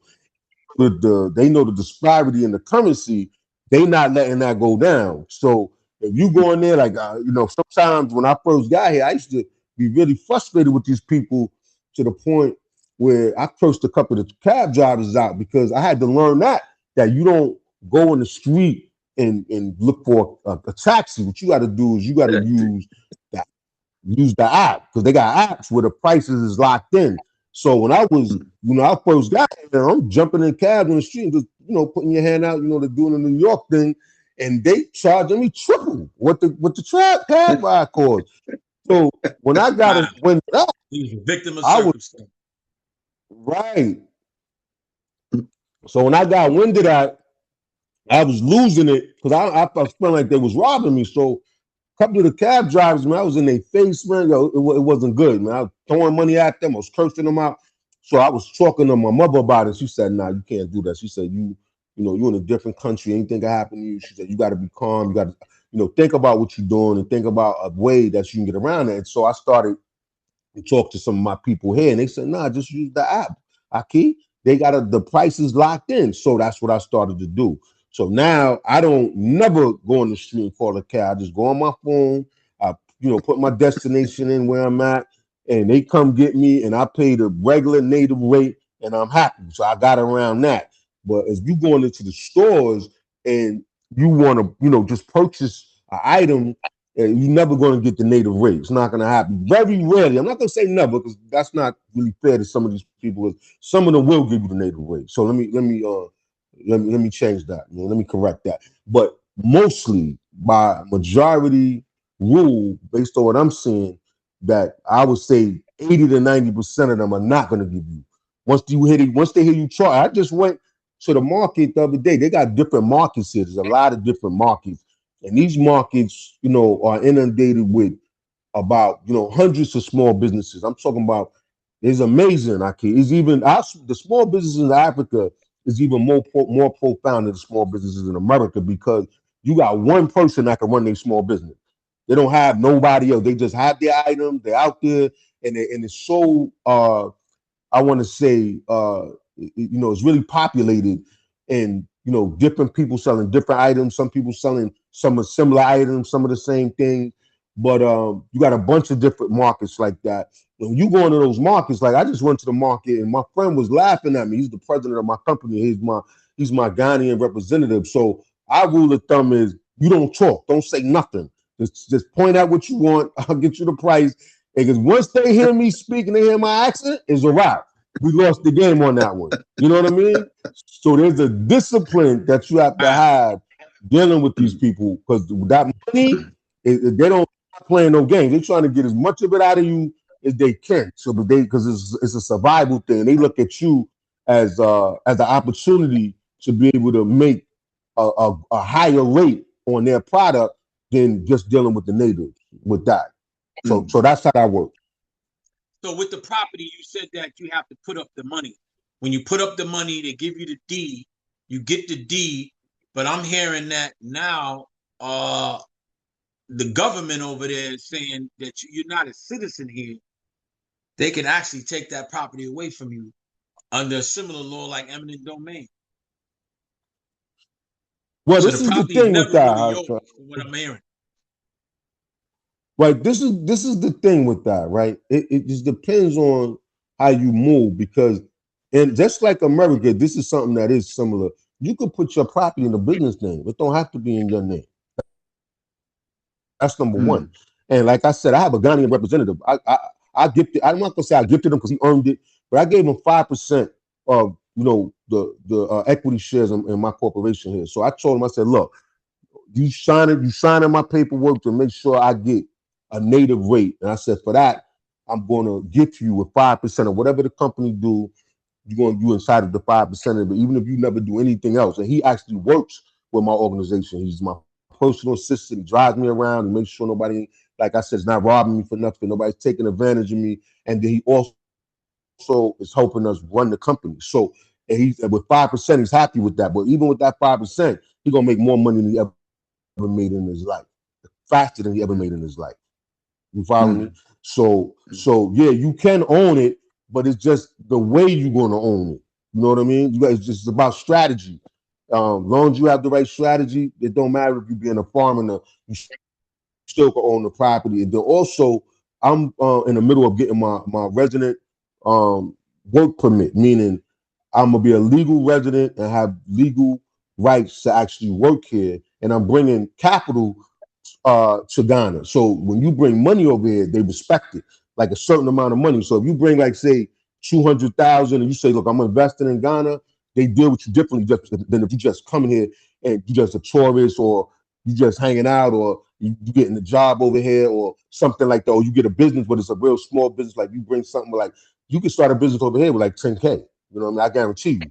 You don't need a whole lot of money to start a business in Ghana, and you can do very well with that 10K. If you're in the right industry, got the right people in the right circumstances.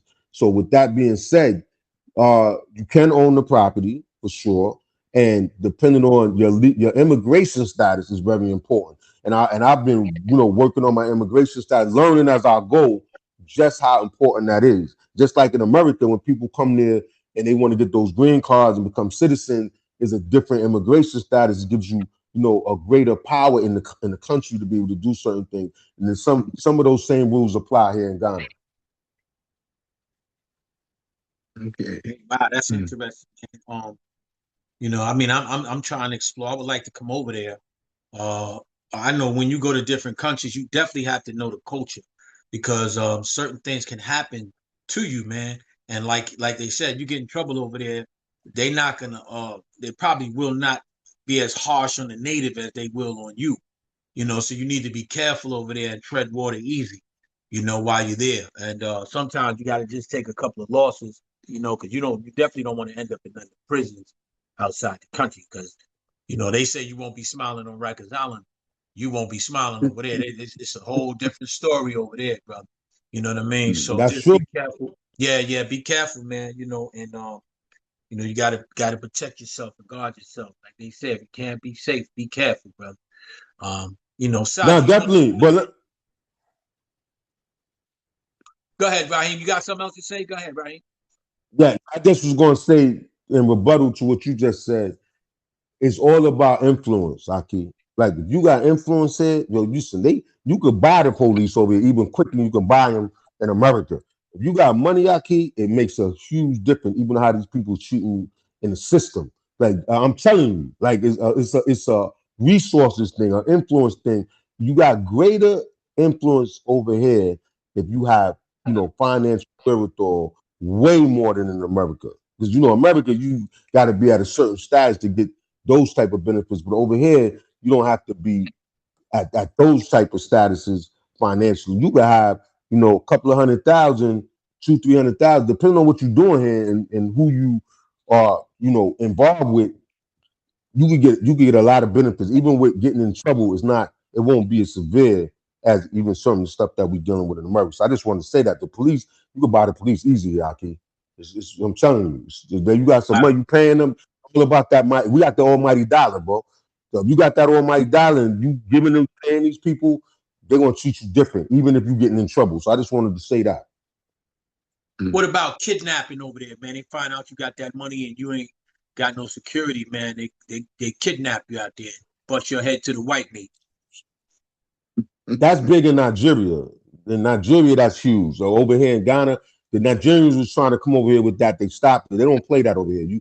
One thing about Ghana is a peaceful country, actually. It's just like in the top Yeah. 5% in the world. So you're not really dealing with that dynamic unless you just a straight idiot and you just coming over here and just flashing your money, running around and just acting crazy and they don't got no respect for you, then yeah, maybe somebody might, bag you up and try to extort you. But really they not having that in Ghana. They have a really strong sense of humanity here as far as that. Like they really not like trying to let that. Even the Nigerians is coming over here doing a lot of craziness with the fraud, and they rounding them up, man, by sometimes by the hundreds. Yeah, they had one situation where they locked up about 200 and something people, some crazy amounts of numbers in one sting. You know what I mean? Because they be over here going so hard with that fraud. That fraud is big over here. They be living off that fraud, especially on our money. They be preying on us in America, calling us with those romance. They call it romance scamming, where they put a chick on you, or they acting like they're a chick, or stuff like that. And believe it or not, man, dudes be getting caught up with that, man. They be making millions of dollars off those scams. They be preying on, all type of stuff they be doing, man. But the Ghana don't, right now is they're cracking down on that. They even starting to export people.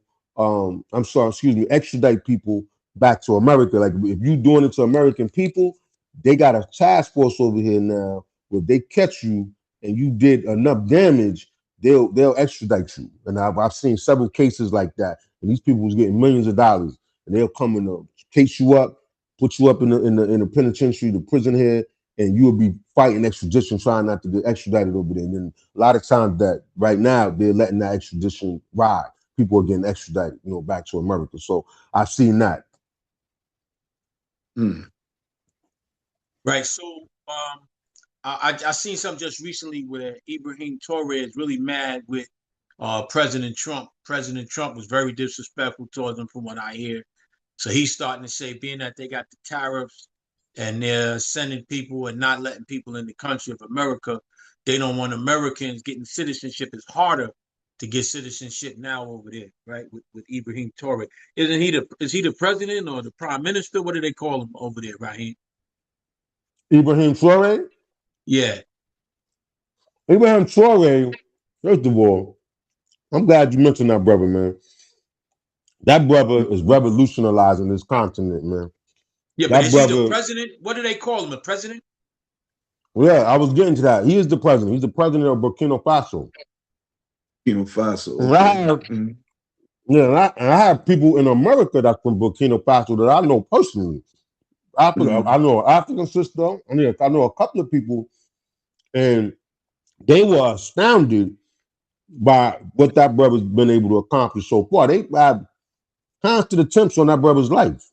He told the French, put them out the country. The French had them colonized for God knows how long. And he put them out the country, and they immediately started to put attempts on his life. So the reason why he's standing up the way he's standing up is because they tired of the Western powers controlling their land, man, and sucking the life out of their resources and exploiting them when their people are starving over there, man. They tired of it, Aki. They rather die. They to the point where they really on the Muslim perspective as far as oppression is worse than slaughter. And they like, yo, just if you kill us, first of all, it ain't gonna be as easy as it used to be. Because their technology is up to par over there, and he's making the right connections, man, where he's partnering with other countries that really ain't letting America come here and do what they want to do, like Russia, China, to name two, Canada. He has some real serious international allies, man, that's protecting him. And they sending commandos over there, they sending technology over there, they sending weapons over there. So is he part of that BRICS organization? You know what? Britain, I don't know, Russia, Burkina. India, He's China. definitely he's intertwined. I don't know if he officially signed up with BRIC, but he's definitely involved with those countries and their leaders as far as working with them. I can definitely verify that, but I can't. But I have to do a little research to find out if he's a part of BRICS, and I'll get back to you on that one. But he's definitely working with them, and they protecting him. Ain't no question. They're allocating a lot of resources to that brother. That brother is inspiring the whole continent. Not only that, but he's inspiring a good part of the world because he's standing up to those Western powers, and he's doing things for his country that's never happened before, unprecedented. And some of the things he's doing for his people there, and how he's taking those resources and he's reinvesting them into the country, into his people, into infrastructure, into technology, into security, into business. I could go on and on. I mean, he's doing an amazing job. Man. He's inspiring a lot of people, man. Sound like a brother with a moral barometer. You know what I mean? Sound like the brother got a moral barometer. He got principle. He got value. Which is Definitely. in high demand over here, because that's the problem over here. There are no moral barometers. There is no principle. There's only one value, more.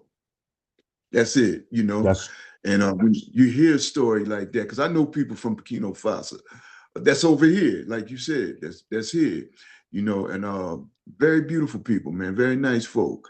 Um, it's nice to hear brother speak like about this, man, because we don't hear much. Let me ask you a question, Ryan. By the way, my name is Saji. nice to Pleasure to meet you, meet you, brother. man. Yeah, pleasure to meet you. What Absolutely. about dual Thank you. I appreciate citizenship? Absolutely. It's on the table. So right Okay. now, the only reason why I'm not pursuing that yet, because I don't feel strong enough in influence and capital and resources to be able to kind of handle that American side. Because the name of my company here is called A&G Collaborators, and the reason Okay. why I named it A&G Collaborators is because the whole concept behind it, and it's coming to light, bro. It's amazing what I'm seeing from how I took it from an idea to where it's at now, where I'm saying I'm American, right? I'm gonna bring American resources here to help y'all, right? And we're gonna work together on this side. And then as we get the resources here and we build them up, I'm gonna send them through the American system and start Mm. using these resources to get us strong over there, where we can increase our resources by having a greater borrowing power, having more leverage to buy real estate, more leverage to buy businesses, and then we're gonna send the money back here. It's gonna be a back and forth thing, and we're gonna Right. strengthen both sides of this thing. And Mm. it's amazing the support I'm getting with that. And the whole thing is, because I'm doing that, I don't want to get a dual citizenship right now, because I'm saying to myself, Okay. because America, they playing too many games with the passport thing, and they don't, they trying to pass bills where they don't want you to have two pass. So I'm ahead of the game. All you really have to do is get a resident status here, but just become a resident Okay. through a work Right. permit. And when you get that, it's like having a dual citizenship. The only thing that's different Okay. is you getting the passport. But you don't really Mm. need the passport. I can get visas with a work permit from Ghana and go anywhere around the world I want to go on a Ghana visa if I have to, if I Okay. need one. You know what I mean? So I Okay. don't even Got have you. to really pursue the dual citizenship, because what happens is just America gonna want to be in your business more. You know what I mean? But if you just say, yo, Exactly. I'm working, Yeah. right, so you got to know how to play the game with the system. And I'm about to be getting so much money over here. I don't want America in my business like that. I want to be able Yeah. to. I want to be able to America in the perspective of, yeah, I'm American. I'm gonna stay American. I'm not giving up my American status because it's too powerful in the world Mm. for me to give that up at this point.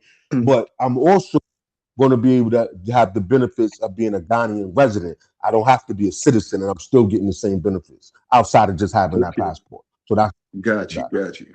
Yeah. It makes a lot of sense. It makes a lot of sense. You know. I'm trying to be Yeah, that's smart out there, interesting. man. Yeah. I see. I Yeah, see. I that's the key. see. It makes a Yeah, lot of that's the sense, key to the brother. It makes a game, lot of sense. Yeah. right? You know, Because I'm I gonna tell think you this real, and I'm gonna give you the mic. Sorry for cutting you, but what I did was no, no, no. I There you got a go. Go. Ghana. You get a Ghana card, right? And I'm about to go to a lot, but I'm gonna share some stuff with y'all on this podcast because I really appreciate what Hassan is doing. I love Hassan. That's my dude, man. We've been through a lot of stuff together, and I'm gonna Thank open you, up brother. and share Thank some of this to you. I'm about to go to Liberia, right? Like probably Mm. right after Ramadan, because we've been working on a Liberia, opportunity before I even came to Ghana. It's about 4 years ago. We got brothers that were deported from America, right? They were Mm. deported from America, and one of my good friends have a relationship with them. It's a Muslim brother, and they deported them. They was all in the feds, so they over here in Liberia, and they working for some people that's not treating them fair with the work. They're giving Right. them pennies, but they mining. See, mining is huge over here. That's one Mm. industry. Mining is so they mining over there, but they not treating them fair. So anyway, I'm about to go to Liberia and do the same thing I did in Ghana. I'm about to do in Liberia because we got support over there, and we're about to get 100 acres of land over there for little or nothing, Aki. You know what I mean? Because we Mm. connected with the right people. So I'm saying that because it don't stop with Ghana. The whole continent is live, man. So many Exactly. opportunities in Africa right now. Unbelievable, I think. So I just wanted to share that with y'all. I'm about to go over there and get my resident card. It's a formula. Now that I understand the formula, I can just repeat the formula of a country. And as long Right. as you got good people there and you got good opportunity, and I'm gonna start taking people to Liberia, get a place for them, and let them work and give them better wages than what they're getting here, give them better opportunities than what they're getting here. And that's Mm. been very well received as well as far as what I'm doing here in Ghana. And that's the key is to understand the system, the formula, and then have the right people, right situation, right circumstances, and the sky's the limit over here. So guys, I just Okay. wanted to, our brothers. That's great. That's great info, man. No, no, I didn't want to, I wasn't trying to interrupt you. I'm trying to learn. I'm listening, I'm Right, listening. But I know Liberia was one of the countries that this country had uh years ago. I'm talking about during the Garvey movement, where they were offering right, dual citizenship. And then the country went into disarray, went into chaos for a while. So right, Liberia is actually right. coming back now. Liberia is actually Exactly. coming back. Great, great. It's Exactly. great to hear. Exactly. Yeah. And not only that, I'm gonna share this with y'all. This is gonna really give y'all some inspiration. So my nephew in the UK is a budding movie star. He just graduated from a university over there. So he produced a movie with one of his people over there, and the movie did so well. And it's just like a pilot. It's like a 40-minute movie. It's right on Amazon Prime. So he produced this movie, and they won 5 awards in 5 different countries, America being one. And they actually met Tom Cruise in May 2000, I think it was last year, May 2025. They met him at the film festival or something, and he just shook their hands and Sundance. congratulated them. Yeah, my nephew, man, he's amazing. He about to come over here. We want to build a studio over here because see the Oh, that's studios over great. here, man, it's amazing because it's cheap to film over here. It's not like Right. America. You can film over here. They filming movies for like 20, 30,000 America. You can film a whole movie over here, bro. It's amazing. So I told my nephew, I said, look, bro, we're gonna open up a studio over here. And he got the writers, they act, they write, they produce, they edit, they do everything they sell. So he was saying to me, he said, yo, Unc, man, I want to come over there with you and let's open up a studio and I could work from over there because it's a lot cheaper. We could do a lot more. I said, you know what? If we can invite people here to be able to actually partake in that filming industry, and you can make a lot of money in that. It's Oh, just a yeah. lot of opportunities to be able to. And you gonna listen. You can do so much over here with little. You just Mm. got to be motivated and just have a perspective of what you want to do, what industry. But I'm getting so much love, what I'm doing because people is looking for opportunities. People need opportunities. You know what I mean? Mm. And that's what I think is really powering, my little organization over here because we can give people opportunity. That's great, man. That's great. Me and the brother was sitting here and we were talking about, some of the issues with America, from a historical lens, and one of the things that I've come to the conclusion about years ago is that politics, commerce, and power is not a problem in the hands of someone who has a moral barometer. But if you put it in the hands of a tyrant, what happens to it?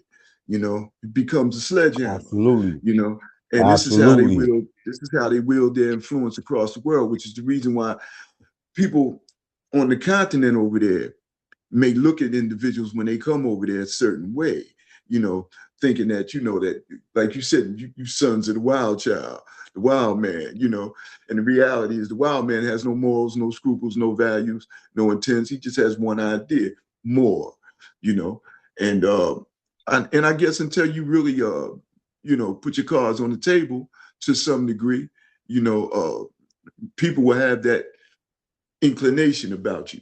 But that's what people do.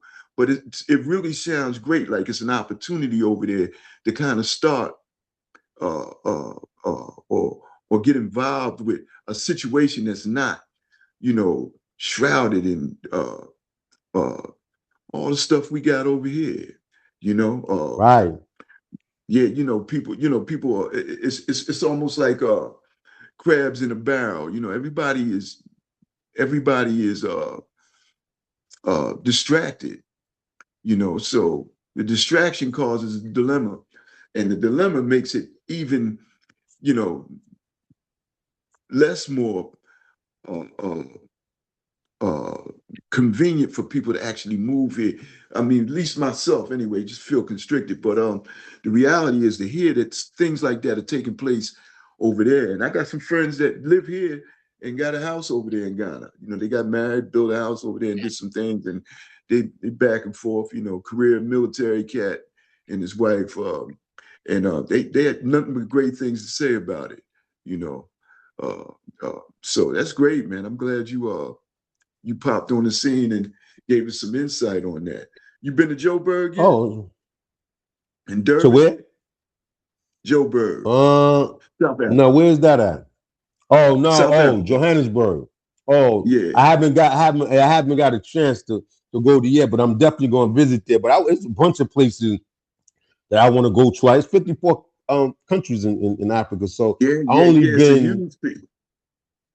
yeah, it's shoes. I've been to Kenya briefly. I've been to Morocco. I've been to Egypt. You know what I mean? So far, but Mm, I'm looking okay. to go to a bunch of different other places. But I haven't been to South Africa yet. But I've heard that. Yeah, I heard a lot of things about South Africa, but unfortunately, I haven't been there yet. But I'm definitely looking to go. Maybe I would say Yeah. right now I'm focusing on Ghana, Liberia. Then I'm going to. I got one of my people that's a part of my organization is from Guinea, and there's a lot of opportunities in Guinea as well. I got people from Mm. Guinea, Sierra Leone. So I'm about to start a chicken farm before the year's out. I'm starting a chicken farm, Mikey. I'm getting into farming. Yeah, I bro. hear you. Yo, you I can make hear you. $millions off chickens. I, I'm talking about you can make I so much hear money. you. One of my people I brought out here, he's got a lot of money. He had a major accident. Well, I'm not gonna say an accident, but they cut off one of his legs, so they had a malpractice lawsuit. They gave him a lot of money. So anyway, I just spoke to him. He got a residence. I brought him out here in November. He got a residence out here. About to marry his sister out here. He got people that got a lot of land out here. He about to start a chicken farm. He just told me that. He said, Yeah. yo, Aki, Big I'm business, starting a man. chicken farm. Huge business, huge business. Big So I business. said, Yeah. yeah, that is like dope money, Aki. I'm telling you, once you get really established, like dope money. I'm telling you, the money is unbelievable what you can make. You can make millions of Mm, dollars with chicks. We got sisters that's making millions of dollars off just beans. They growing beans and they making millions a year off of that. So they yeah. making so much money. Yeah. They starting to parlay it into other industry. They start a trucking company and they looking to do some import. And so it's just a lot of opportunity. You just gotta want it, man. You gotta want it. You gotta Right. be up for the The, challenge, up for the the change. beautiful thing is, if I could interject, is that when you have fertile land, uh, the soil is very, very, very important, and people don't really understand how important the soil is. And that's one of the disadvantages we have here in the United States of America is that the soil is spoiled. They destroyed the soil. All of the soil is contaminants, man, chemicals. So the Right. fruits and stuff that you bear from the soil, the stuff that comes up from the soil is going into your system, and it's poisonous. And that's one of the reasons why I'm thinking about going, because the foods here, you got so many artificial flavors, blue number 5 and yellow number 6 and red number 10. This stuff is killing you. And I was watching something the other day where the guy said, man, listen, I don't even wash my hands with the water because you got fluoride in the water, man. So much chlorine and fluoride that you might as well drink it from the faucet if you take a shower in it. So I don't know. He uses some type of oils Mm. and stuff that he takes showers with and baths and stuff like that. He's just avoiding the water, man. The water is very toxic. I mean, sometimes if we you could see the toilet, and I'm talking about like toilet bowls from houses that I own where nobody's using the toilet. You're talking about within a week's time, you got a ring around where the water's at. Pink. It looked pink, like pink or Right. brown. So Mm, that's showing that Right. the water is very, very toxic. So that stuff is getting into your system, you're digesting it. You know what I'm saying? People bowel movements are not normal. You know, people are dying from diabetes and all type of health issues at a very young age now. You know, so Right. that's something that we, you know, but even some of the foods that they serve here is illegal in Russia. Like they won't even allow it. You know, they won't even allow you to bring Wow. it there. It's illegal. You know, because it's so Wow. toxic. You know, so they don't even Mm, allow them to manufacture certain foods over there, man. You know, somebody was telling me that they have a Kentucky Fried Chicken out there in certain places in Africa, but the chicken is real. It's not like this fake stuff that they got over here. You know, so they do have a right. KFC, but the KFC is different type of chicken. You can see it, you can taste it, you know, and these things is it's very important. I mean, they allow anything in the FH. I mean, you know, right now, I think you was talking about it, Saji, about Trump allowing pollution to be legal. Can you talk about that a little bit? Yeah, he took all the regulations off of all the major chemical companies in America and off the automotive companies about you know emissions, man. It's crazy, man. It's like these people, but what do you expect from a lunatic? What do you expect from a system who puts empire over its population? You know, like you can't expect nothing else from them. You know, like yeah, he deregulated all the this stuff has been in effect for 70 years. He deregulated all of that. They no emissions on cars, no emissions on any chemical plants, you know. And Because then, of the Wow. you know, fracking. Is that because of the fracking situation? no, it has nothing to do. Fracking is a way of pulling natural gas out of the ground, which is really terrible on the planet itself, or the area that you do it in causes a lot of major damage. That's just a method of extracting a mineral. But I'm talking about emissions. I'm talking about poisons that are Yeah, but why made did by he do chemical it? It was a reason why he did. He's investing in something. because it's about money. It's about when you deregulate something, they don't have to pay to regulate it. In other words, they don't have to put in the preventative measures, right, to keep the pollutants down at a certain at a Level. certain degree. So he lifted all the regulations, which means these chemical companies now got a free ride. They're not going to be penalized or anything. Car manufacturers Yeah, don't but even have he's to worry about invested. it He's invested in some of these companies with the toxins and stuff. I think it's the coal that he's doing. The coal, yeah, and it's also the fracking. Is a lot of the fracking causes a lot of pollutants in the water and stuff like that, man. And he's just allowing it because his investments. He's invested in that. I'm understanding. Yeah, well, I mean, yeah, I mean that's exactly what I'm saying. You know, like the reality is nothing matters to them but that. So the planet doesn't matter, the people don't matter. Apparently, you know what I'm saying. As long as they can manage and create, as long as they can create more consumers, the idea is consumption here. You know, that's the paramount. That's the temple. That's the form of worship in America. Consumption at by any means necessary. So that's what's happening here. Even I'm looking at kids, man, 25-year-old kids with problems with diabetes and obesity. I'm Right. like, wow, Yeah, I'm 70. childhood diabetes is devastating, man. Man, Yeah. I'm 70 years old, and I'm saying, man, like I'm looking at young cats, and I'm saying, yo, man, what are you doing to yourself, man? What's happening? Right. But I get it, man. Right. This is a society that has been taught and bred to be distracted, whether it's the streets, whatever Right. it is, you know what I'm saying? So that you can maintain your levels of consumption. And if we can get outside of this, you know what I'm saying, and start somewhere else doing other things, like, or, become a host to it as opposed to being a captive part of the captive audience, then maybe it might make more sense for us as a people, but the reality is, whatever from the discussion we were having about, politics in this country, the whole idea of empire and commerce and, government, when you put that in the hands of the moralists or the codelists uh, or the ones who are spiritually bankrupt, your expectations should be fairly low. America's not even 250 years old yet. You know, the Electoral College, like I said, is 242 years old. So the idea of democracy in this country has always been a smoke and mirror. It's never been about that. It's never been a democracy. At best, it's been a republic. The reality is it's a courtocracy now, and it's probably going to get even worse. But the plans for these folks here, they're trying to take all that stuff globally, man. That's what the Strait of Hormuz is about. This is not about a regime change in Iran. This is about oil, man. Just like it's about renaming the Gulf of Mexico the Gulf of America. You know how many oil drags there are in the Gulf of Mexico? Probably about 140. Venezuela got more they got more oil in the ground than Saudi Arabia, man. And they've been trying to take that oil from them folks since the 70s. I was around before Chavez was even involved.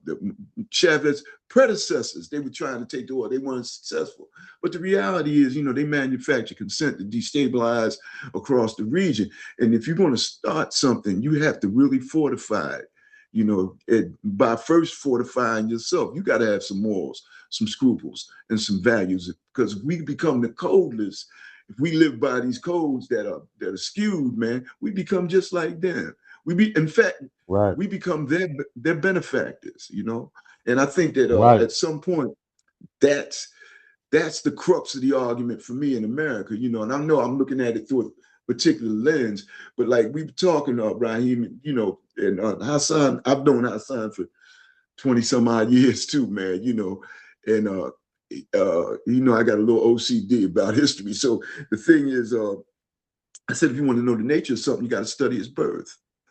Got to go back to his birth. If you really want to know about something, go look at his birth, man, and tell you who, what, and why it is. But if you're trying to look at something from the middle, from his teenage years, you're not going to understand what's really going on here. So his book, the laws that lied, we were talking about its conception when he really started to visualize he wanted to do this thing. And it started years ago. And he finally got it together. And I'm proud of him, man. And he put it out there, man. And he called me, Thank you, brother. He said, man, tell me something about the Bill of Rights. I said, oh, you talk about the Bill of Wrongs. When you look at the trinity of the Bill of Rights, which comes from the Magna Carta, which comes from the French Revolution, you know what I'm saying? The trinity in the Bill of Rights is life, liberty, and the pursuit of happiness. You know what I'm saying? And just like government, electoral, the legislative, electoral, judicial, a lot of their things are built with the symbolic idea of the religion that they come from, Father, Son, Holy Ghost. But the whole deal is, their code is empire. So all that stuff, that life, liberty, and pursuit of happiness is fabrication. You know what I'm saying? Their code is empire. They come from a system of feudalism, man. Like you didn't pay your taxes, you went to jail. They were the people that came over here, religious Protestants that were thrown out because they were at odds with the church and Parliament. They got put on boats and sent over here in the 1600s. Reality is people that came to work the land here came out of the gulags in England for not being able to pay their taxes. And the landlords that came were the overlords that actually sat on those things. So, America has a real grisly history, man. Started from the genocide and chattel slavery. But it behooves me how the United States of America actually puts all of their plans now more than ever on TV, where, you don't hear the Chinese or these other countries, especially Israel, talking about what they plan on doing, man, and how they plan on doing it. And the media is questioning the president about, stuff that should be spoken about behind closed doors. And the other countries are actually looking and diagnosing and kind of figure, trying to figure it out. But I think America is so far ahead of these other countries. Like people really think that China's advanced. I mean, China is advanced in technology and stuff. And maybe one day they'll be ahead of the game. But right now, they're surrounded by the United States. All those Marine, the boats, man, is all around their country, man. And the experiments that America has done on China with radiation and other type of experiments, man, on these small islands where you see people actually born with one eyeball, and they're taking them from one island and putting them on another island and telling them that they're about to cure them and heal them, and they're doing further experimenting with this radiation, inhumane things that you can't even imagine, man. Stuff that you see in science Wow. fiction movies. The United States is doing. And I thought that China, like I was saying to myself, I'm looking at how many people they got, how they're marching, their technology. The U.S. owes them money, trillions of dollars. That means nothing. The U.S. got them surrounded. You know what I'm saying? The water is surrounded. And as long as they have the Marines and the water surrounded, they got the air surrounded because the planes and stuff is on them boats. You know what I'm saying? So they'll chime in, Right. and it's just like Iran. If you notice, they had the boats around Iran, man. And once they got the boats, all of the planes is taking off from the boats, and then you could easily put the people on the land. You got helicopters, all type of spacecrafts, and Tomahawk missiles. Like they said, ain't no other Tomahawk missiles except the U.S. is the only place that makes them. You know what I'm saying? So the technology that China has is what the United States is allowing them to have. Don't get it twisted. The United States is diabolical, man. You know what I'm saying? And I'll be honest with you, I'm glad that I'm here. You know, I'm glad that I'm here in the United States of America, but I wouldn't want to be no place else. I mean, I want to explore other places, but the United States is the best place. So we want to give some final thoughts. We've been on here for about 2.5 hours. What I wanted to do is, Raheem, do you have any final thoughts, Raheem? Sorry, what? Sorry. Final thoughts. We're getting ready to close out. Okay, yeah, absolutely. So the first thoughts that come to my mind is that, like the brother said, I'm very happy to see you hosting your own podcast, brother. You Thank you, made for brother. this, man. Thank you. Yeah, Thank you very much. yeah, it's a joy to my heart to see that happening, man. You know, I encourage this brother. I always tell him, I said, people need to hear you, man. You have so much to offer the people, man, to offer the world that he keeps it like, hidden in a box. I said, you open the box, man, let it out. Because we've always enjoyed hearing him speak, man, hearing his thoughts, hearing his wisdom, hearing his experiences and his concepts on, understanding on a lot of different things. So I'm very, very happy to be a part of it. And, he has my support 100%. Anything that I could do. My schedule's a little crazy. I was telling him that. I told him, look, on the weekend is the best time for me. And I had some issues over the lights is out right now. I couldn't even get on the internet. So I Well, had what's to. happening over there? I see that you're in the dark, man. What's going on Yeah, over there in Ghana, man? They got you in the dark. yeah. So they working on, they have sporadic issues with electricity because sometimes Electricity. they're not as developed as we are by far in Right. America. I can tell you that by far. But so the lights go out sometime for hours. You be over here with those lights. So you really need to I'm gonna get off the grid in a minute once I move the chain a little bit more further down the field where you got Americans that's living here off the grid where they have their What do you own mean power. by off the grid? What does that They mean? got their own power hookup. They got their own power sources. Yeah. Right. Own Mm. systems that are, powering their homes, their businesses, and stuff like that, so they don't have to deal with the local government power Government sources. So power. that's what Right. right. So Mm. that's why I'm over here in the dark because they working on some of the power systems. It was a big storm. So when those storms come, sometimes they just turn the lights out because they don't want it to, Mm. mess up the local, power grids and Right. stuff like that. Yeah. So, Right. but back to what I was saying. Yeah. So it's a pleasure to be here, son. And I wish you well. I know that this is great content. I missed some of the beginning part of it with from the pyramids, to the wherever you have the projects to the prisons and I missed some of that. But we can pick that up too, man. But Yeah. many blessings. Pleasure to meet you, brother. I hope that Pleasure's all mine. Pleasure's all absolutely Yeah, mine, brother. Definitely. we're gonna end this with Saji. We're gonna let Saji go ahead and take us on home with one of his poems. He said he got this poem actually appropriate to what we was talking about. So I just wanted to say before I end, like I Who end said all of that? them, that the opinions and words that you hear on this podcast is not the opinions necessarily the opinions of the podcast itself. They're the opinions of the individual, and when we don't hold any parts of that, we want to be indemnified for any offensive. We don't mean to offend anybody with this podcast. It's just the podcast is to enlighten.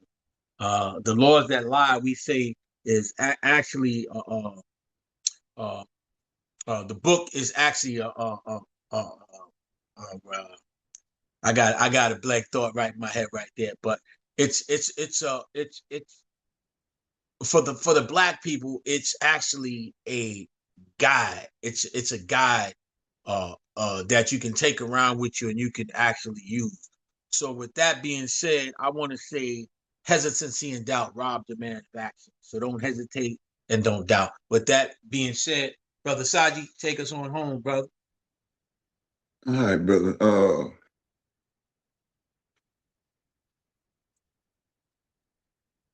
Tell me not that I'm a dreamer, for the things that I feel and see, or that nothing can be accomplished from the things I wish to be. Tell me not that I'm fanatic for the things I feel inside. See, they are but flowers of oppression born of pain I cannot hide. Do not look upon my actions as the acts of one insane. When I take up modern weapons to avenge my father's name, let your eyes scan the ghettos and through the books of history, and then you might just understand these feelings and how they came to be. Now, sure, I must admit I'm bitter for the precious blood that I've bled and for the years of cruel oppression that you've heaped upon my head, for the rape of my grandmothers and the mulattoes that you've left, and for the many, many, many, many years of slavery with its legacy of death. Tell me not that I'm a dreamer. Oh, no, it's you who cannot see, because I'm just another victim of this cruel reality. Now, what manner of man is this, I ask, who roams the seven seas, who drapes the skies with birds of iron and wanders where he please, who walks into another man's home and takes his property, then enslaves the man, his wife and child, in the name of liberty? What manner of beast is this, I ask, who drops napalm from the skies and then sends my sons away to war to maim and kill and die? What manner of man is this, I ask, my friend, who so arrogantly displays his might? What manner of man is this? Needless to say, he's white. So take your hands off me, white folks, for I've done you no wrong. I'm only guilty of making you strong. Why, I built all your cities and I've worked in your mines. I fought to protect you many a time. Why, it was I who taught you what it is to be brave. I had great civilizations when you lived in caves. I showed you what soap was when you dyed yourselves blue.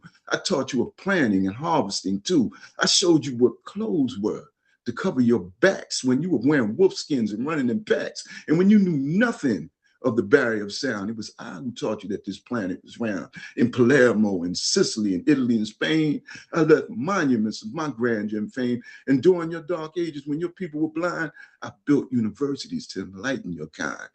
When your homeland was weak and your people were poor, it was I who brought you to America's shores.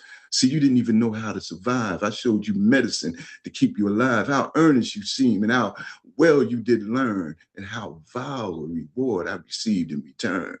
But time is on my side, and I'm sure you must know that the day will arrive when you'll reap what you sow. For I gave you religion, and you know it's a fact that the Christ, the Buddha, and Muhammad were black. I taught you to dance, and I taught you to sing, and you repaid me with treachery, slavery, and chains.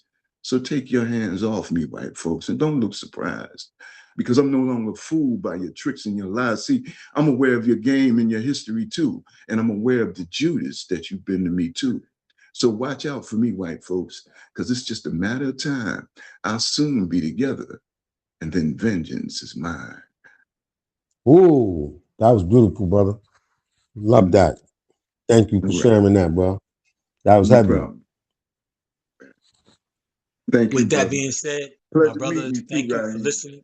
Huh? Yeah. Glad to have you here, Raheem. Hopefully, we'll have you again, Raheem. You'll be better Amen. prepared for the podcast, brother. We just getting Definitely. started, man. We just warming up. So with that being said, we want to thank everybody that chimed in to the Laws That Lie podcast, and you're going to see more of us. Check it out. Thank you.